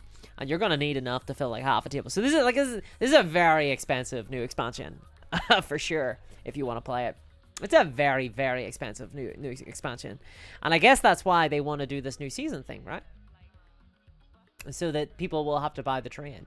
Which is a bit of a bummer, honestly. This is just the Games Workshop new season model making itself known. Takaman says, they just need to stop being so money grubbing and actually make the game fun out of the gate and not need all these cheap tricks to keep people entertained. No game system can survive if they try to do if all they do is try and survive off hype and new gimmicks. It breeds a real ADD type of audience that's never satisfied for long. Well, so Games Workshop, they obviously need they require the hype at all times because it makes more sales, right? And that's why there's always something new coming out, for sure. And that's why like the codex system still exists, even though like objectively speaking, I think we could all agree that the codex system is pretty bad and creates all these problems for the game. But it helps build a hype cycle, and hype cycles are all that matter. And it's the same thing with this new season model. So this entire season model is designed to basically be nothing but hype cycle. It's just, there's something new. Now, actually think about this. So they're creating this Arc of Omens. How much effort actually is this? So they've come up with a new book. They're going to sell you a book. But this terrain is already being used in Kill Team. So it's it's really clever. Like, it's really clever on their part. Because it allows them to build one set of terrain and then sell that to everybody. Really, this is like the dream terrain for Games Workshop. Because they can create the terrain and then sell for everybody. And to an extent, they were already doing this with Warcry. Like, I think the expectation was that a lot of the Warcry set... Jeez, there is a fire. I hope that's an intentional one. So a lot of the Warcry set... Sorry, just my neighbors are like starting a fire of some kind. So a lot of the Warcry set is, a lot of the terrain in those boxes is intentional. It's designed to look good on a table, and obviously the goal would be to sell that terrain to Age of Sigmar players as well, right? And anybody, really. But the Kill Team terrain is very, very specific. And I think that they noticed this first with Necromunda. When Necromunda, Dark Uprising box, I think it was. They sold a bunch of terrain that were like walls and pillars. Dark Uprising Necromunda box. Yeah. And this thing sold like hotcake. I think this was like one of the best selling sets ever. Because look at it, like it's really cool. You get like you get a ton of modular terrain. How awesome is that? That's what people want. They want modular terrain. They want to be able to control and customize their experiences. So I think that when this sold out really well, Games Workshop, that's when they started to conceive of the idea of the Gallo Dark Kill Team sort of expansion, where they would be able to sell you more of this. Lots and lots and lots of this. It's kind of a neat little gif. Kind of a neat little gif. And this box, I remember, because this box really was pushing it. This was pushing it. This was like the most expensive box they'd ever sold, wasn't it? If I recall correctly. And it was an absurd price. It was an insane price. But now it's just the new normal. That's how wild it has gotten. Now it's the new normal now. Yeah. So that's good. And by good, I mean, I don't know. Lizzie Mini Painting says, if be screwed on that map, might actually use my Assaulted Sisters for a change, though. Yeah, like, it'll necessitate you to change stuff around. Like, there's no way you'll be able to take, like, just, like, a bunch of normal dudes. Like, you'll have to build armies specifically for this.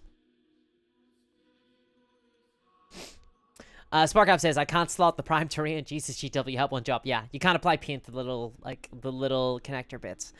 It's bad. The Kill Team terrain seems like a total nightmare from everything I've seen. Yeah, Waffles Enjoyer. To be honest, it doesn't seem fun to like build and put together either, and to take apart. It seems like it's really awkward. It's very tight. You've got to really push it in and really pull it out, and you don't want to. So how it kind of works is, let me see if I can go back to that page.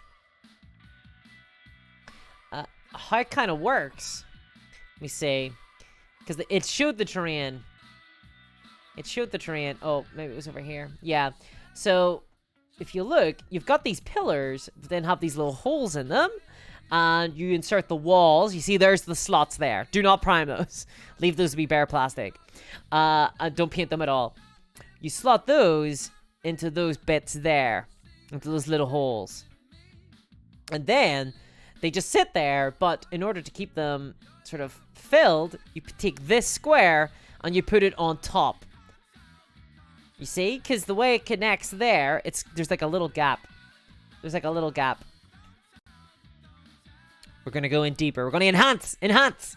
See this little hole here? And then the top of the wall. Enhance! This bit here goes into that. And then to hold it, you put... Oh. You put this here as a topper on top of there. And it kind of captures them. It catches them. But I've seen most people recommend not actually putting that fully on. Just kind of put it on top a little bit. Because it's impossible to take off. So you're like, it's not like you can't do it. You just gotta get like a screwdriver and like shove it in there, basically, and like pry it off the top of it. So yeah, the terrain itself has not sounded impressive. In fact, it sounded so unimpressive that now I kind of want to buy a box so that I can like see for myself, basically, because it really doesn't sound great. It's very expensive. It's so expensive to buy, you know. Which is how they get you. Look at how exciting a game that screenshot promises, though. Shame there's just a static moment to sell, pose to sell model, says Decoy. Yeah, like something's gone wrong in the like it's a fun idea, but something has gone really wrong if your like deployment is like there's like Space Marines here fighting you and you're over here and stuff. Like, it looks fun, it looks dynamic, but like it's not. Like, these guys here are in a room and they're just shooting these guys with like no cover between them. Then these guys, the melee guys, are gonna walk through a door and then charge. Like, it's not I don't know. It doesn't look like, I'm not sure. I just don't know if I'm not sold on the idea of it being a fun game. I'm just not. I'm kind of nervous for it, honestly. I have a feeling it's going to come out and people will be like, like, when I think of Warhammer 40k, I think it tries to be all things to all men in a lot of ways, and it's constantly filled with more and more rules to try and make it a certain type of experience. And I don't know if that is the best way to design a game. You know, like, you've got these really fun, fluffy objectives, for example, in the competitive sort of Eternal War battle set, like, where you've got to, like, raise the banners, or you got to take, like, psychic actions in the middle of the map. And those are, like, in a vacuum pretty fun as an idea, but they're tied into this, like, point scoring objective thing that's kind of competitive, and I don't know, man. It just... I don't know if the thing that Warhammer 40k required was, like, more rules about boarding action. Why not just build out the idea that you can just play 500-point games? Like, I just don't know why you wouldn't. And I guess the reason is because Warhammer 40k doesn't work as a 500-point game. It's just not balanced for that. It's not even, like, a fair game. Like, some armies are just going to get absolutely decimated. Some factions are going to do really well. It just doesn't really work at 500 points. It's just not what it's designed for. So now we're going to have, like, a bunch of, like, special actions. Like, because this is going to bring in a bunch of, like, boarding actions. Like, especially you can close doors, open doors. Like, who cares? Like, who cares? I can tell you right now, I closed the door on, like, some people.